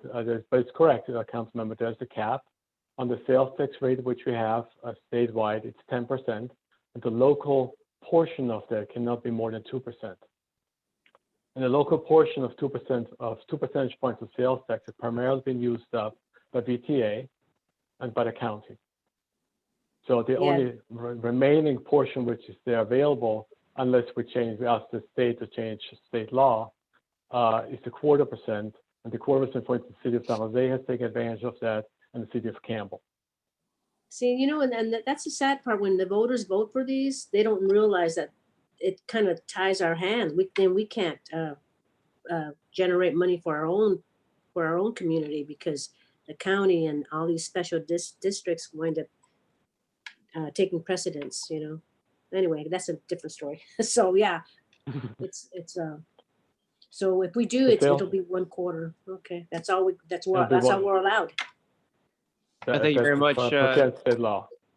Thank you very much, Councilmember Montano and Walter. I want to ask a question too, since we're on the line for sales tax.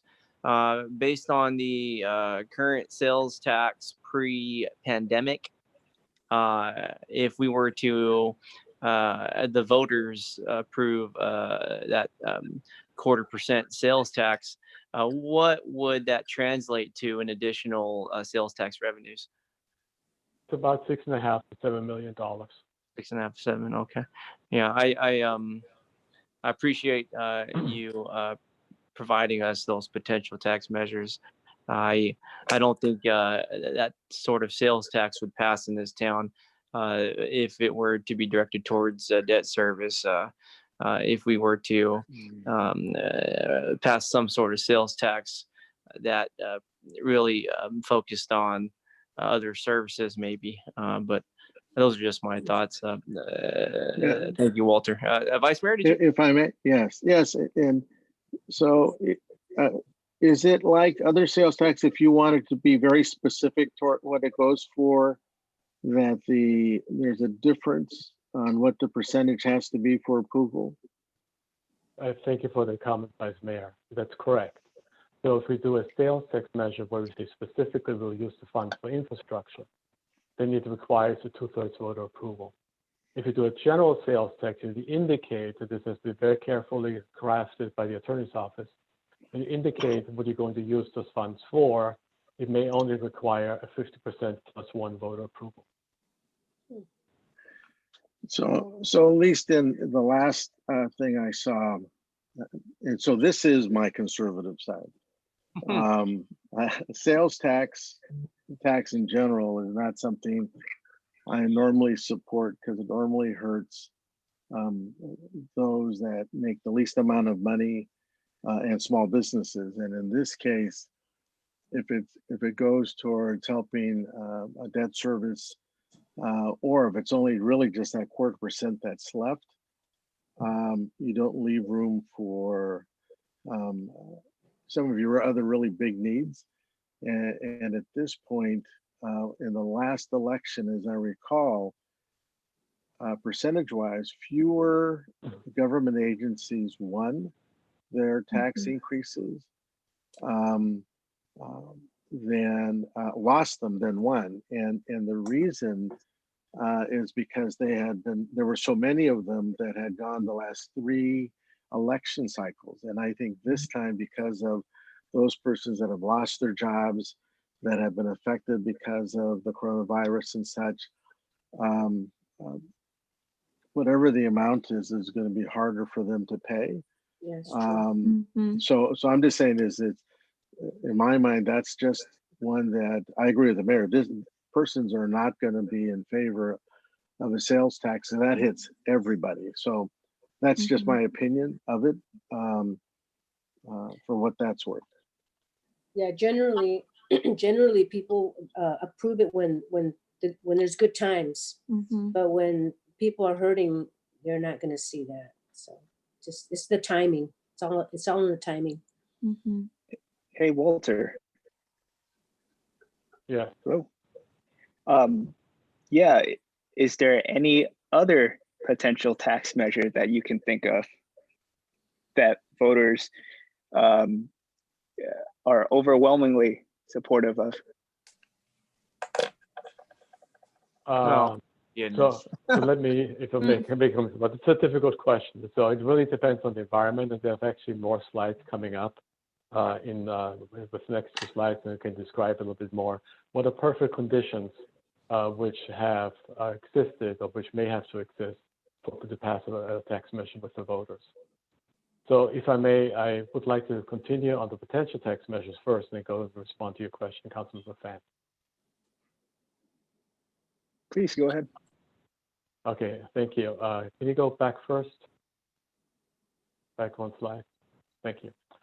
So 2/3 voter approved. I want to make sure sales tax measures. This is a general tax where the council could then dedicate some of those funds towards infrastructure or other services. GO bond and parcel tax require the usual special taxes. They require 2/3 voter approval. What you see there, the impact on a residential home or is for the GO bond for $5 million debt service is about $252 per year. If you do it on, this is a average assessed valuation. This is not the home which just got sold. This is not the home which has been protected by Prop 13 for 30 years or plus. This is the average assessed valuation for a home which of a homeowner who has probably had a home for about 10, 15 years within our city. The estimated tax for GO bond per year for about 10 million debt service is about $505. What's different there with GO bonds is that it's based on the valuation on the value of the property. So a large property, industrial property, corporate property, commercial property may pay more on an annual tax versus a residential homeowner. Parcel tax, in contrast, is based on the parcel itself. So regardless how big your parcel or how small your parcel is, you pay a certain debt amount. And it will be the parcel tax per parcel per year for $343 for $5 million with that service and $685 for $10 million with that service. Next slide, please. So what are the steps for approving a tax measure? Well, first of all, we need to figure out the scope. So you have a lot of unfunded needs in front of you today. We have more needs than we have potential revenue we could raise for taxes. So we would have to work with the council and see what kind of scope you would like to put, what kind of infrastructure you would like to replace or fund with a potential tax measure. It takes 1 to 2 months. There will be a lot of quick work to do, but oftentimes it takes longer. Then you would like to make sure that what's the likelihood for the voters to support this infrastructure measure, and what are the tax options. And that's when you go polling. And usually you poll, if you make it successful, you poll not just once, but you poll twice. And the reason why you do that is because first you want to go broader and then you go more specific in your polling questions to really understand what potential voters will be willing to fund and what's the probability for them funding it. Before you can go polling, if it's even more picture perfect, you have focus groups where you work with local residents, you select them randomly, statistically if you can, and hopefully they volunteer, and you work with them and find out what their needs are and what their desire is to replace infrastructure or to build new infrastructure. Key thing, there's always a deadline, 90 days before the election, the county voter registrar has to receive the tax measure language. And then once the 90 days which pass, you have a public outreach campaign. There are legal restrictions for governmental agencies, what we can say, we can inform, but we cannot campaign. So maybe you should just not say a campaign, public outreach, educational efforts. Next slide, please.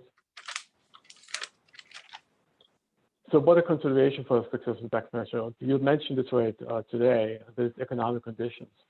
Voters are less likely to tax themselves during hard times like we are facing already, and we're going to face the next few months and year. Having a community support, a grassroots community support is always very helpful. It's not just the council advocating for a tax measure.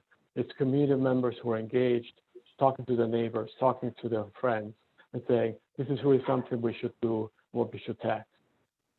And part of the grassroots campaign, you actually work with the community to scope the tax measure, as I mentioned, what kind of infrastructure replacements we would like to have. I did talk about number 3, refinement of the polling language, focus groups and 2 rounds of polling. The tax measures I've observed and I've also partially worked on had this type of structure.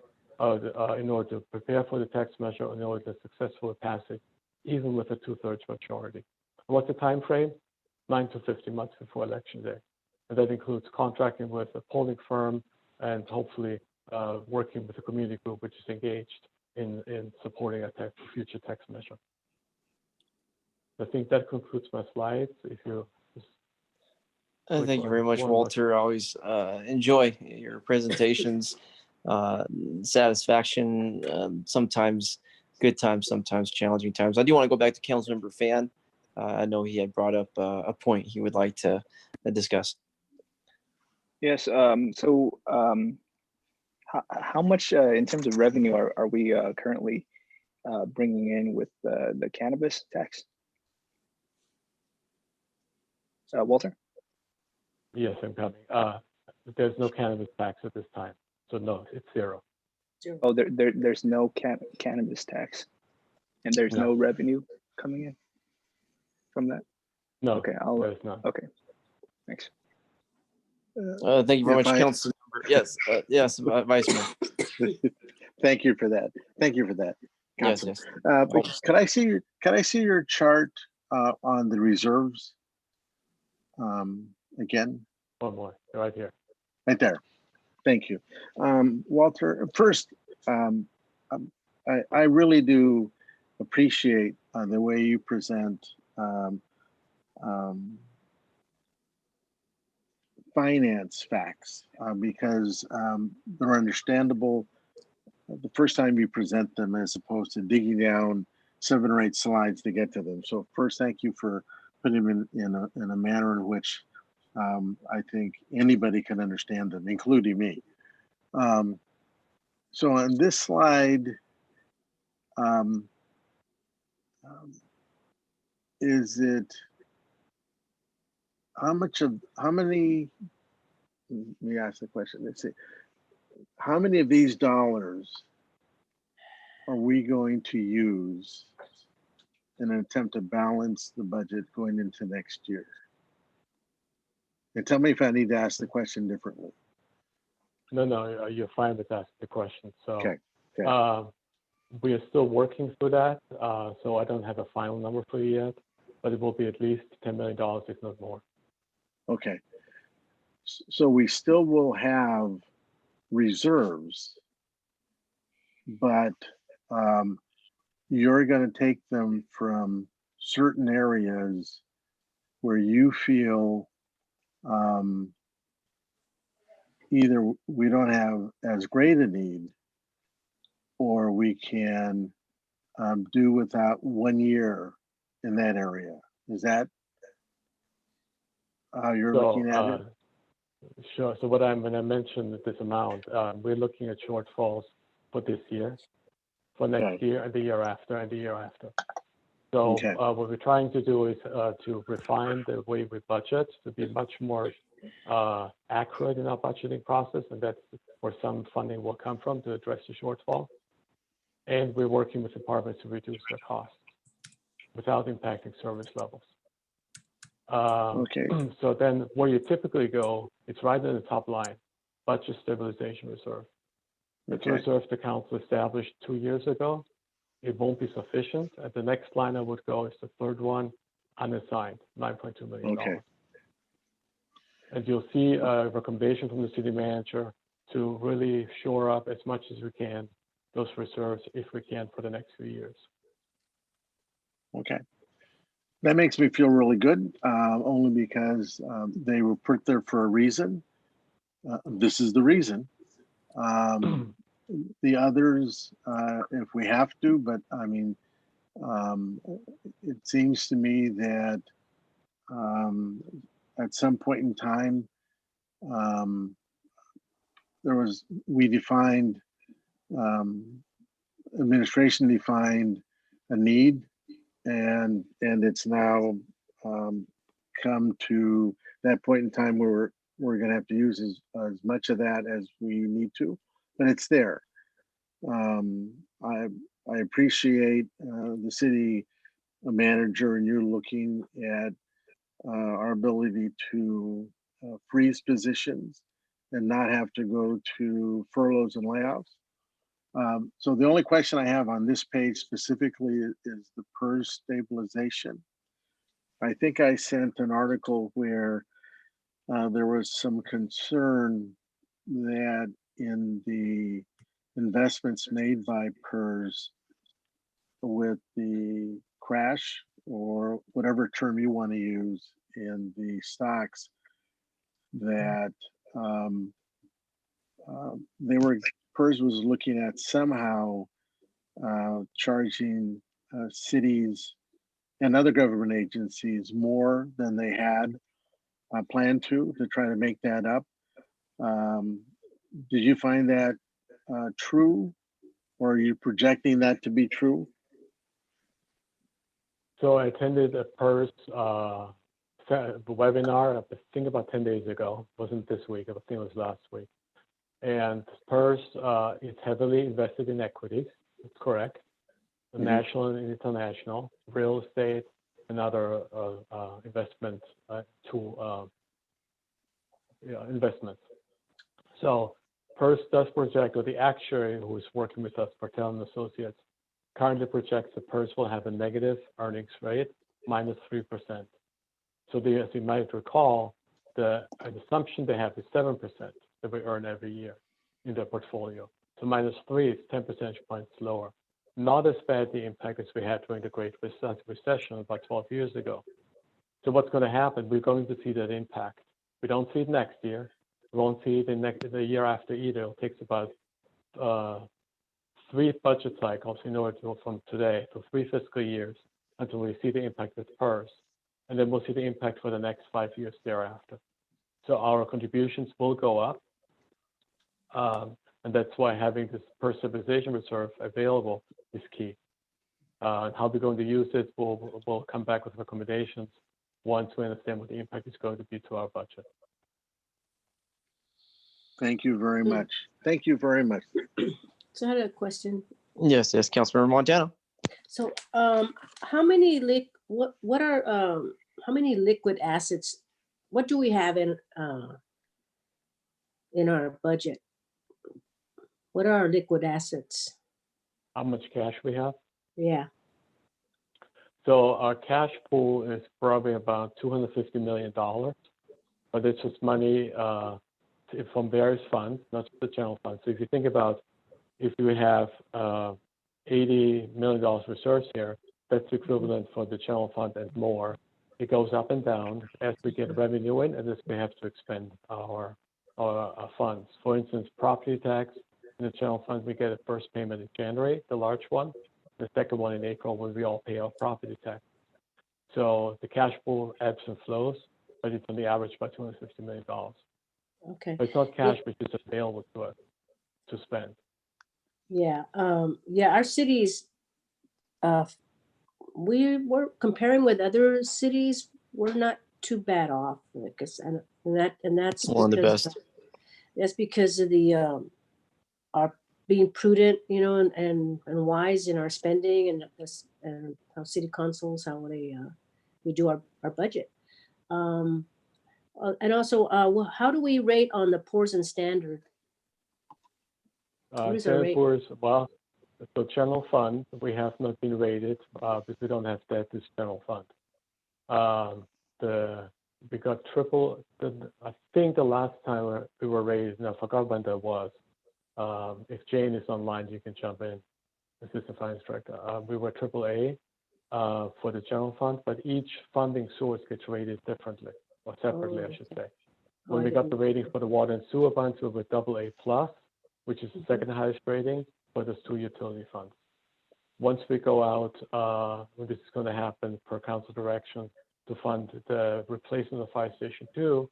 As you heard from Steve, the project got delayed, which will delay also when we go to ask for the funding. Instead of going in April, we'll go in September. This lines up with the new construction schedule. And we'll see what kind of rating we'll get at that time. Okay, thank you. I appreciate that. Hello, it's Jane. Oh, hey, Jane. Hi. We have competing computers here, 2 different council meetings going on, one in Mountain View and one here in Milpitas. So to answer the question regarding our bonding I forgot when we had the general, we had a bond. I don't remember the year it was, but at that time we had a AAA bond rating. I think that was 2000. Yeah, around 2000. Yeah, 2000. Yeah. Yeah, 2012 or 13 or something. Because Oh, I was no, on. not 2012 or 13, because that's when we had layoffs. We had, oh no, you're right. 2008. 2008 was when the Great Recession. So yeah, it was about the year 2000. Yeah, you're right. Yeah, I think it was around 2000. So that's good that we still maintain that AAA. Well, that was back then. We had to be rated back then. Since we paid off those bonds, we didn't have to be rated. Like Walter said that for the water and sewer, we were just recently rated because of our new bonds. Okay, thank you, appreciate it. Okay. Jane. Thank you very much, Councilmember Montano. Thank you very much, Jane Corpus. I want to go to Walter here. I want to talk about the sales tax possibility. Is it legal or possible? And I may get to Chris Diaz after this, but I'm going to stick with you, Walter, right now. Is it possible to do a sales tax that was upon the voters for a sales tax funds strictly to go to police or fire capital improvement projects? Is that possible? So if you have a specific sales tax measure, yes, you can do that. But the way you frame the tax measure, and you say it shall be only for police and fire infrastructure improvements, now it becomes a specific tax, and that requires 2/3 voter approval. Okay. Well, I'm very happy to hear that. I do believe that there is great support in the community. I think under the leadership in City Hall, our council, the support for many things put forward to the voters has been tremendous, I believe. And I want to really be prepared for when the economy does recover, which it will. Folks are diligently and rightfully so focusing on the economic hardships that we are facing and will be facing. But I also want to balance it out. I want to recommend to the council that we also take a look at the recovery as well. And we as a council have worked on things such as the increase in the hotel tax, TOT, and that really widened our net. I want to use a little deep sea fishing analogy here. We really widened our net for the hotel tax, and whether our net is catching maximum fish or optimal fish or not, we still have the net out there that the voters supported. I hope that we can put forward another net where it will focus on public safety, CIP projects. And I believe that the voters of Milpitas would support that. And in light of some of the structures that we have existing in Milpitas for police or fire, I think it would be a great idea to put forward a public safety infrastructure type of focused sales tax. I do believe this community will likely, very likely, extremely likely, if I may say, support that. I go back to Walter's slide about grassroots support and things like that. We have the best grassroots in the whole valley, I think, here in Milpitas. Really great grassroots. And so I hope that, pardon me, I'm not finished there.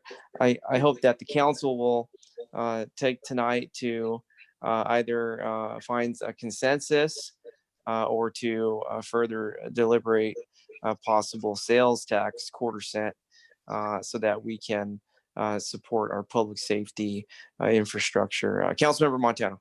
Oh, thank you, Mayor. So the TO, can you remind me again what was included in that TOT tax that the voters voted for? Sure, Was yeah. it- was it So general? I got this one. And so the hotel tax was 10% here in Milpitas for as long as I can remember. And No, I know we went to 14%, but what did yes, it cover? What does I forget what it covers. yes, the funds went to our the monies went to our general fund, and so it covered. I know in a that. way, yeah. Okay. No, I know that. Okay. I'm asking what can I have the staff answer, please? Okay. Walter. Thank you. So I wasn't here, obviously, so I'm speaking from general observations. It was a general TOT tax Right. for all kinds of purposes. Most likely, I would say probably talks about supporting public safety, parks, infrastructure, several funding sources like this. That's typically how those measures are written. But I would have to look at the actual measure, what the wording said. Yeah, I think I remember it did have parks and it did have public safety, and there was some other thing, some infrastructure, I think. I'm not sure. Anyway, yeah, if you can bring that back, that would be great. Thank you. So, Thank you very much, Councilor Montano. And I do want to, yes, Vice Mayor, yes. Yeah, just real quick, could you go to that slide where you had the timeline, Walter? Sure. 3 slides up, please. Oops, one too many. Sorry. Okay, so that was it. I was looking at the last one. So you're saying it would be 9 to 15 months out? That's picture perfect. So if you would like to ensure that this is a successful tax measure, it really requires a lot of work on the behalf of staff, working with consultants to go through a refinement of the polling language. So that would be not this November. Would you say next November? It needs to be during a general election, so it will be November 22. 22, okay. Well, lots of things happen in 2 years. So I go back to what you were saying, Mayor, about if things brighten up in 2 years, if persons are back to work, then the sales tax might do it. I'd have to go back and look and see what we said for the TOT. But, I was thinking if we were going to go this November, but a timeline of 9 to 15 months gives persons some breathing room, opportunities to get back on their feet. It is something to look at. And you're right, grassroots is what builds the community spirit here. So it is something to consider, being that it would be November of 2022. Thank you very much for those comments. Much to consider, and really, this discussion is allowing for me to receive some feedback. I understand the economic impact a proposed sales tax for public safety projects would have on residents, community members, everybody who spends $1. I just think the value at this time. And in looking at a time frame like that, it's understandable considering it's mid-April now, and November is coming around, and there's lots of dynamics. And what I'm really considering is, and I'm putting this forward to the council, is that we're in a pandemic that came out of a short time ago. I would say the turn of the year. Lunar New Year, and it's been sudden. That's definitely a consideration. The 7 months or so or less until November, that's clearly a time frame consideration as well. But we must also, I'd like to hand to each person virtually is consider the state of our public safety infrastructure and the value that has for not just our public safety police and fire, but for the residents. so that we can continue to provide the highest level of public safety service. And there's a tremendous value there for the taxpayer. And that's something that I hope the council can continue to analyze and to consider going forward, maybe to the next meeting or so, at each elected official's kind of consideration. So I'll just leave it there. If there's support for it tonight, I would love for more consideration for this proposed sales tax for public safety. If not, at the very least, I'd like to ask my colleagues to be mindful of it over these next few weeks. Mayor, if I may? Yes, Councilmember Dominguez. I just, since I totally understand where you're coming from, and I just have a question in terms, I don't know, have we done polling in the past, and maybe not necessarily like specific polling, just kind of, I don't know if there's been polling around sales tax ever in Milpitas, and if so, could you kindly inform me if that's been something that's been done recently, or just because I know I just jumped on the council this election term, so I'm just wondering if there, before my time, was there polling around this, and how did the community feel, if that's available? Oh, thank you for asking that question, and I appreciate that. Polling, if that's a part of the process that stands out to you, then certainly I recognize that. Over my short time here, I know there was a poll for the cannabis tax, and also a poll for the hotel tax. Okay, and then with that information, is that something that staff could send us, just so we could look over in more detail? Yeah, Sure, definitely. yeah. Yeah. Yeah, and I know it has nothing to do with this, but I think it might, at least if I just, the reason that I ask is I like to see how the community felt about it. I do know that during troubling times such as these, I do sense that 9 to 15 month time frame being maybe a little tight.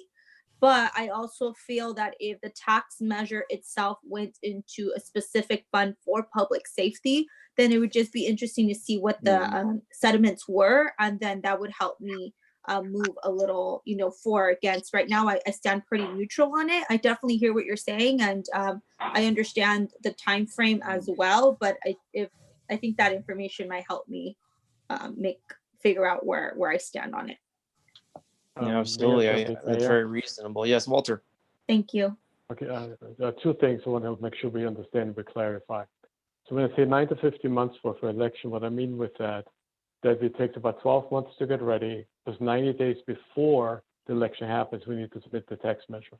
So for 2020, we only have May, June, July, August, we have 4 months to get the points 1, 2 to 3 complete. So it's very, very tight. And if you just go one slide backwards, please. Oops, that was too far. One more, please. I want to speak to sales tax a little bit.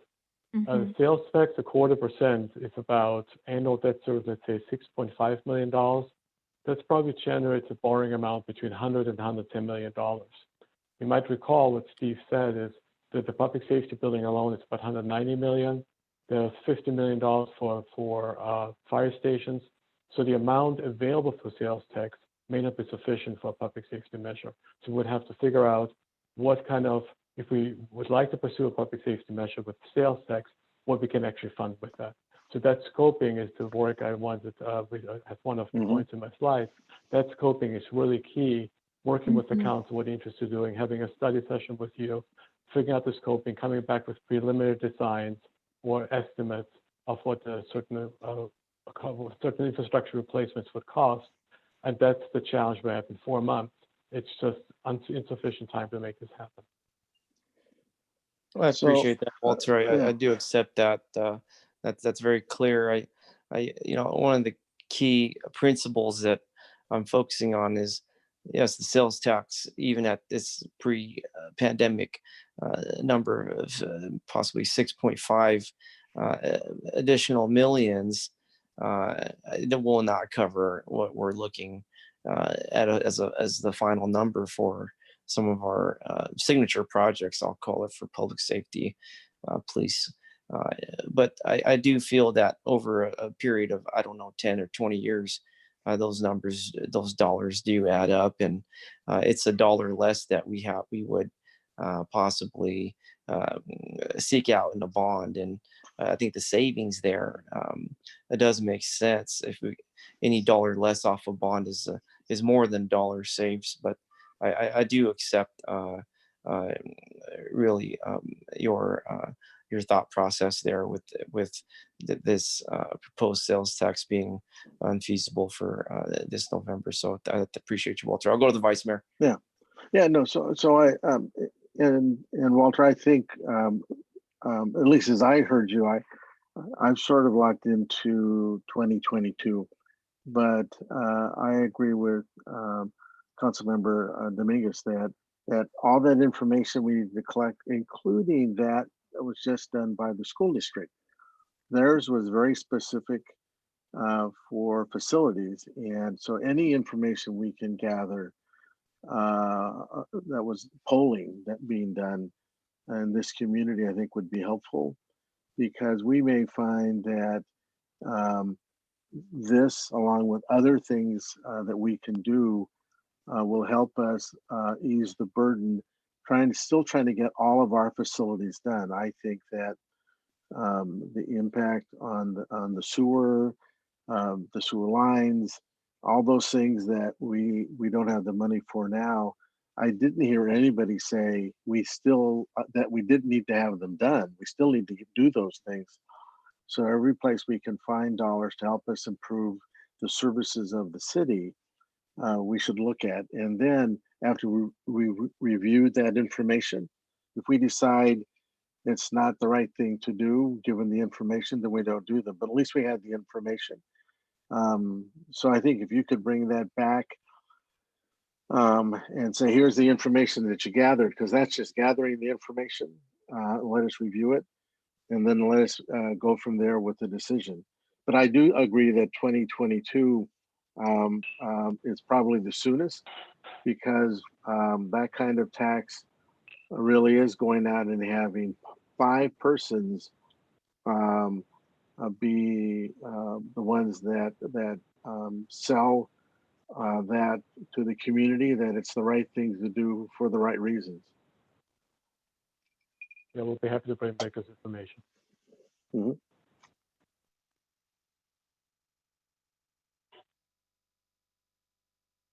Okay, we'll carry on here. Okay, so now we're at the part of the presentation where we're actually going to look at the draft 2020-25 capital improvement program. So we've heard and seen the list of project needs that we can afford. So this section goes into what we can afford that we recommend funding specifically for the next fiscal year, but then the 5 years beyond. So the timeline for the CIP. So tonight we're looking at the document, the draft document, for the first time. Around April 30th, staff will present the parks section of the CIP to the Parks, Recreation, and Cultural Resource Commission. In the past, we'd actually presented the section to them, but we understand due to the pandemic, they're no longer meeting. Also, the park section, we don't have new projects proposed. We're not changing the sequence of projects that were in the document from previous years, and there's no additional funding. So at this point, we're going to provide them the section of the CIP. Then on May 13th, the CIP document will be presented to the Planning Commission for conformance with the city's general plan, and that's required to be done by law. So that will occur on May 13th, followed by around June 2nd, we'll bring back the final capital improvement program, hopefully for your consideration and adoption. Next slide, please.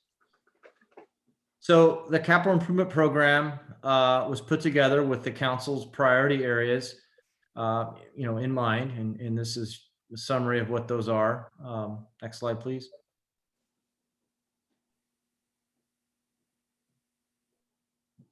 Next slide.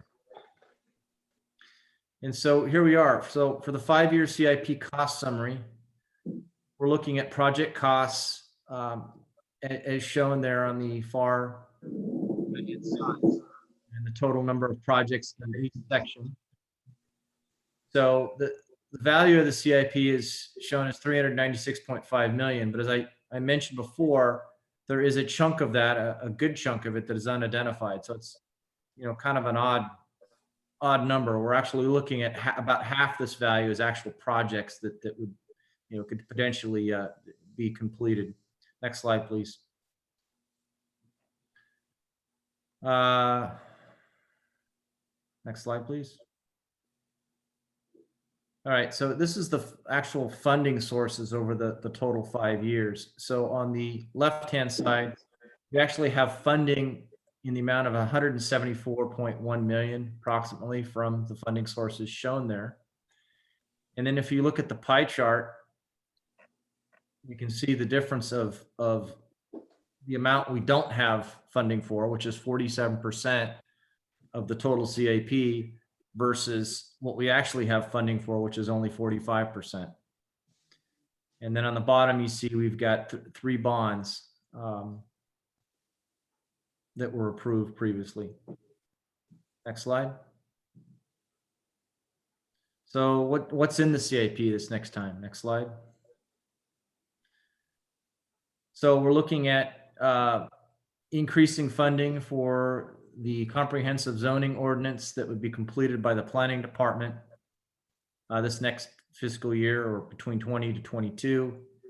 It's funded through the community planning fees. The value, or the estimated cost, is $800,000.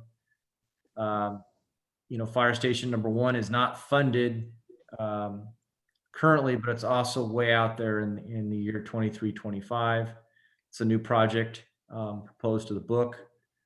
Fire station security. So this project would actually replace and upgrade the card reader and access systems for the fire department building and match the systems that were installed, for instance, at City Hall.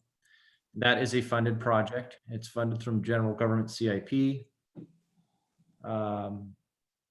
Next project, training, OES facility portal improvements. This is the OES office building. It's actually a modular building, and it's also a training classrooms there, located at the back of fire station number 1.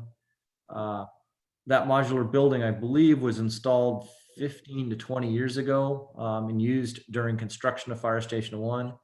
That building, the modular building, has also reached the end of its service life and actually needs to be replaced. So currently the project is not funded, but the year is fiscal year 21-22. So as we go down the list, you can see the same thing, that the number of new projects, the estimated cost, the year that the project is actually in the CIP, and you can see which of those projects is funded versus not funded. So the total shown for community improvements, that includes funded and unfunded projects, is 39.2. Next slide. So for parks, there's only one project that's proposed to be new to the book this year, and that's actually one in Tony's shop there. This is a funded project, and it, I believe, funds his landscaping services that are done by a contractor. Next slide, please. Streets. So again, we have 2 projects that are new to the book. The citywide camera system that I'd mentioned earlier that is not currently funded, and the street resurfacing project that is funded. This is the project that's out in the 5th year, 4.6 million, and it's funded at the sources shown there. Next slide. Water projects. We have one new project in the book this year. Again, this is for the Public Works Department. This is a project that would fund emergency repairs basically as they come up. I think we have, I don't know how many a year, but there's several that happen a year. So next project. Same thing in the sewer category. We've got a Public Works on-call maintenance and repair project. That's the biggest one. Same thing for storm drain, one for Tony's shop to handle emergency repairs.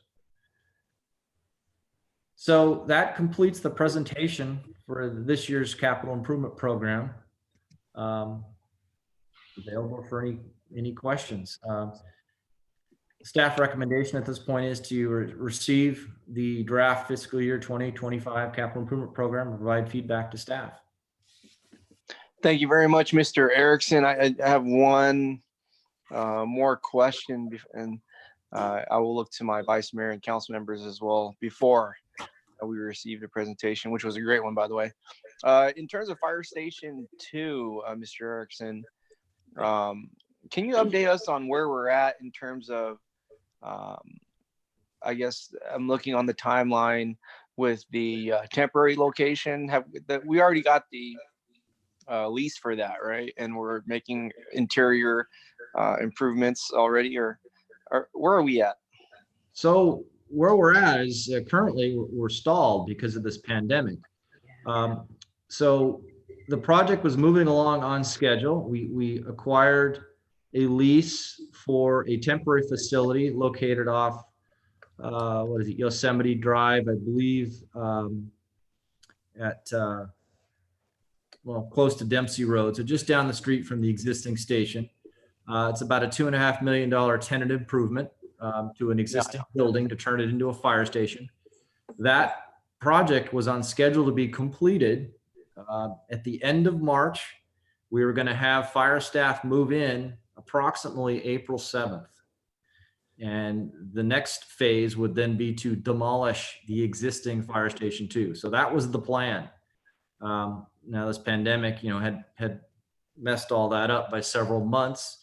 So once we get a better understanding of when we will all be back to work, including the contractors, because a lot of them have had to stand down, we'll be able to revise the schedule. So we know it's at least a couple of months delayed at this point. As Walter mentioned, the idea would be to get bond funding for that project later this fall, hopefully.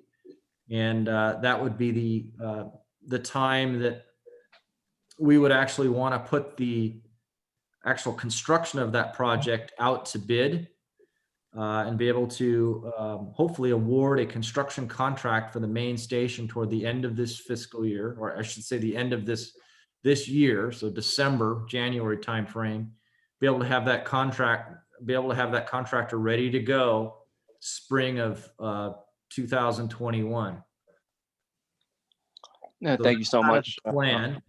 Reason for that, I should say the reason for that, what we're racing against too is weather. Yeah. So we need that contractor to be able to start as early as he can in good weather, be able to get the new building erected and a roof on it before the wet season in 2021.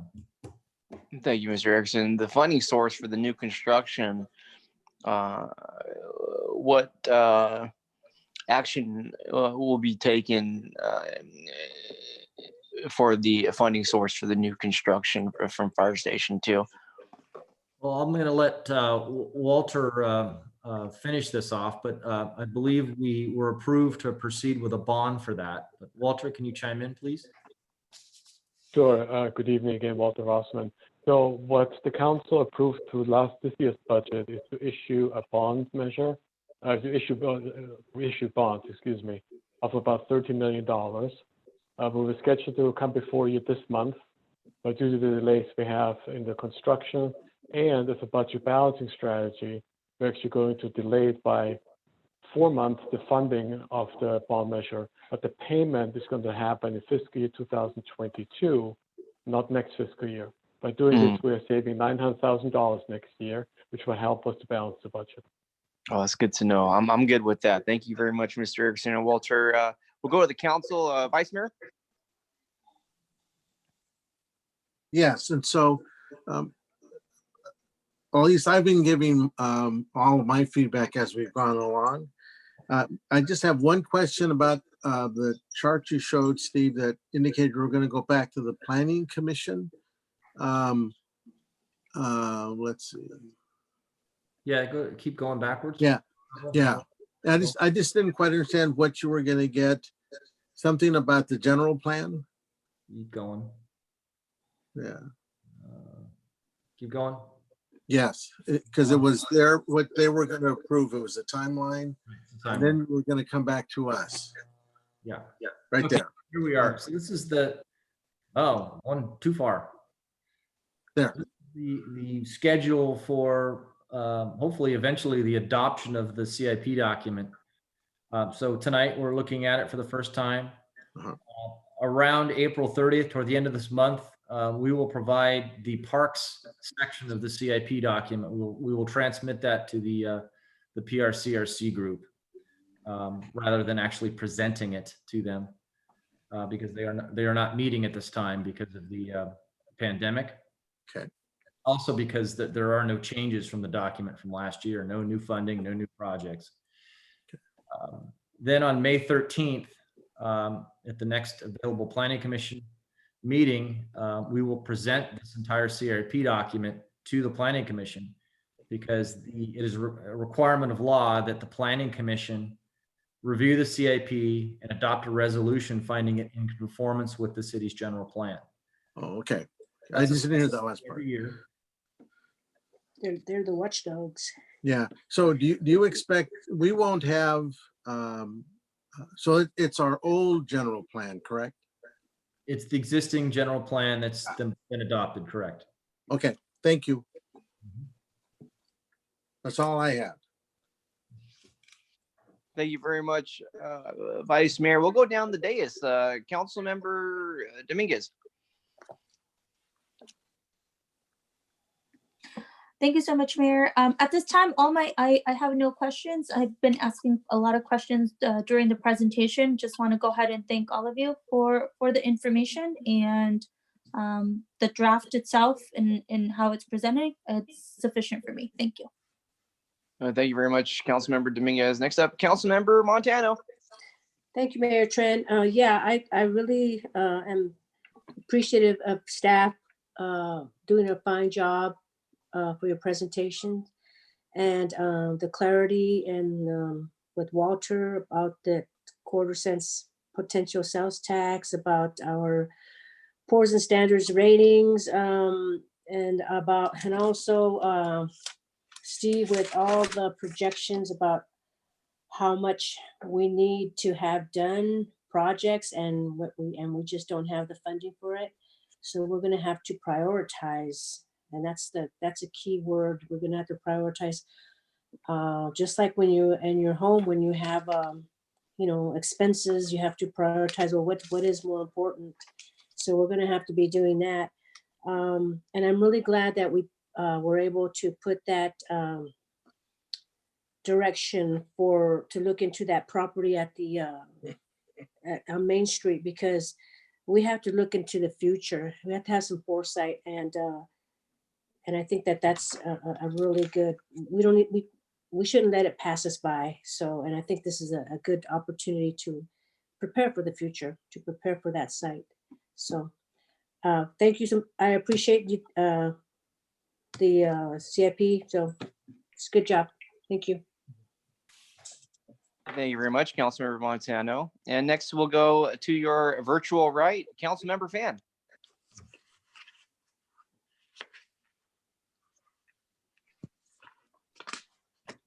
I'm good. Thank you very much, Councilmember Fan. I want to take a moment here to see if there's any interest in a cannabis sales tax for November. I know we've done polling in the past. I know that it'll require the council to have a 4/5 support for the cannabis tax. I want to see if there's any support here, or maybe check in with Walter How's the time frame for a cannabis sales tax, considering we've done a lot of the due diligence not too long ago? Okay, Walter Rossman again. So I am not sure what the city has done in the past. I need some help from maybe Chris Diaz. Have we approved them? Have the voters approved the tax before? Or I'm not sure what happened here. Oh yeah, right. Ashwini. So we'll go to Ashwini. Thank you, Mayor. So no, we did do polling, but we did not go to the voters with the tax. We can provide that information, Mayor, in terms of how long it would take for us to relook at it. Because again, we would have to do another round of polling, at least one round, to see, to test if there is support for that tax. Thank you. If I may, yeah, I think it behooved a lot of the newer members, council that weren't here for that discussion to have that information sent out to them. Yeah. That polling data. I doubt that the numbers have changed much since then. I think at the end of the day, whatever polling that we will be moving forward currently,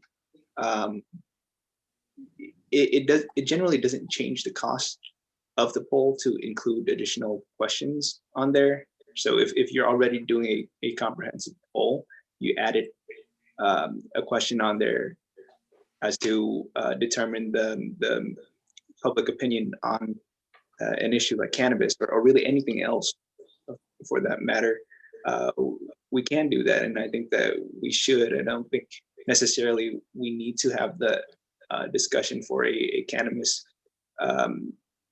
measure on the ballot immediately, but absolutely to monitor the public opinion on cannabis would, I think, be very helpful to all of us here on the council.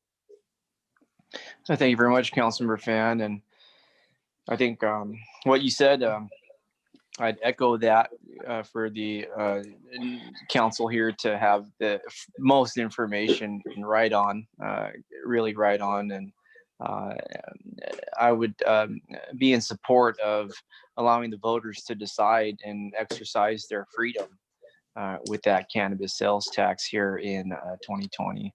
And so maybe we can continue that discussion perhaps at the next meeting where appropriate. Thank you very much, Councilmember Fan. Okay, well, I think that's everybody on the dais. Let's look to Walter. Thank you again. And I believe that this item has been received.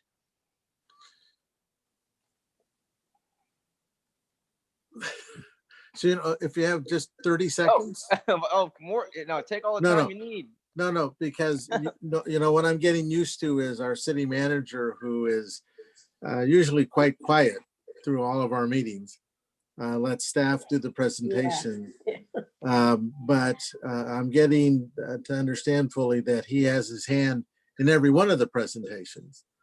And so understanding that none of these go without your fingerprints and thumbprint on them, Steve. And so I appreciated how they flowed today. I mean, tonight, and they were clear, they were concise. It allowed us to look back at history. They allowed us to look at what you were seeing going forward. So I appreciate the subtle differences I saw this time versus the last 3 years, because it was easier for me then not to ask so many questions. Though nobody here would say that I normally do that. I'm just thankful that there was so much more clarity in the things that I saw. So thank you for all that work behind the scenes, because I know that though you're quiet right now, you probably weren't quiet while you were getting this all together. So thank you for all the work you put into it. And you too, Ashwini, because I know that usually when there's a question, yours the first name he calls. So thank you for all the work Yeah, you put yeah, into it. Yeah. She Thank does you. it. If I may, thank you very much for those kind words. So yes, this is a team effort. There's no question. You saw several team members here presenting tonight, and there's a whole team behind them as well. So it really goes down into the organization. Everybody really did put a lot of support into this. Steve was our front man tonight. Thank you very much, Steve, for doing a fantastic job. I also want to thank the council because as our department heads know, the council is in very close communication with their city manager, what happens to be me. And I do spend a lot of time with each council member, and I do communicate your issues, concerns, questions to staff. And then as a result, we're able to produce, I think, good information, good staff reports, and good PowerPoints and presentations as you received tonight that are really tailored to your needs, what your expectations are, and really trying to give you clarity on some of these really complex issues because they are complicated. I'm not an engineer. I don't get what it takes to really install pipe and do those things. We have experts that do that. When they can present something to you tonight in a really easy to understand format for how expensive and how complicated some of this can be, I think that's a real win that you've been able to get through it, understand it, give us some direction. Your comments were well understood and well received. And actually they're pretty consistent with everything all of you have talked to me over the past year about. So appreciate that. We actually have, I think, a leg up on a lot of the comments you've made because I've heard this right along. So we're prepared to return back to you with responses to some of your comments and concerns with the CIP. I think you'll be at least pleased with our ability to do that. So thanks very much. I hope everybody has a very good evening tonight. Good. Thank you so much. Thank you very much, Steve. And I would be remiss to not thank all around this Zoom. Can't see everybody, right? But thank you, Mr. McHarris, Ashwini, Renee, Eric, Mr. Erickson, of course, Walter, and Tony, and everybody else that's on the call. And so I do want to give my fullest thanks. Okay, the item has been received. Thank you. Okay, I just want to connect here with Mary. Hey, thank you too, Mary. I want to connect. Please confirm with me if there's any other items for tonight. Our agenda has no more items tonight. You can adjourn as soon as you're ready. Thank you so much, Mary. Note, receipt and file. Okay, hey, great meeting Nice tonight, shoes, everybody. Vice Mayor. Great meeting tonight. Those are my shoes. Man, let me see. Let me see. Pick it. Let me see. All right. Love it, Y'all man. better call each other on Karina's FaceTime. outfit. The leopard look. They Very match. nice. They match. I love it. You know what? Nice. Carmen, I want to thank. Wear him the next time I see you in person. Okay. Oh my goodness, 6 I feet love away. it. Hey, I want to thank. Woo! I always leave this person always at the end, but thank you, Christopher Diaz. Cool. Thank you, Christopher Diaz, as well. Okay. All right, everybody. Good night. Good night. Everyone. Good night. Good Thank you, night. Mayor. Have a good night, everybody. Bye. Okay.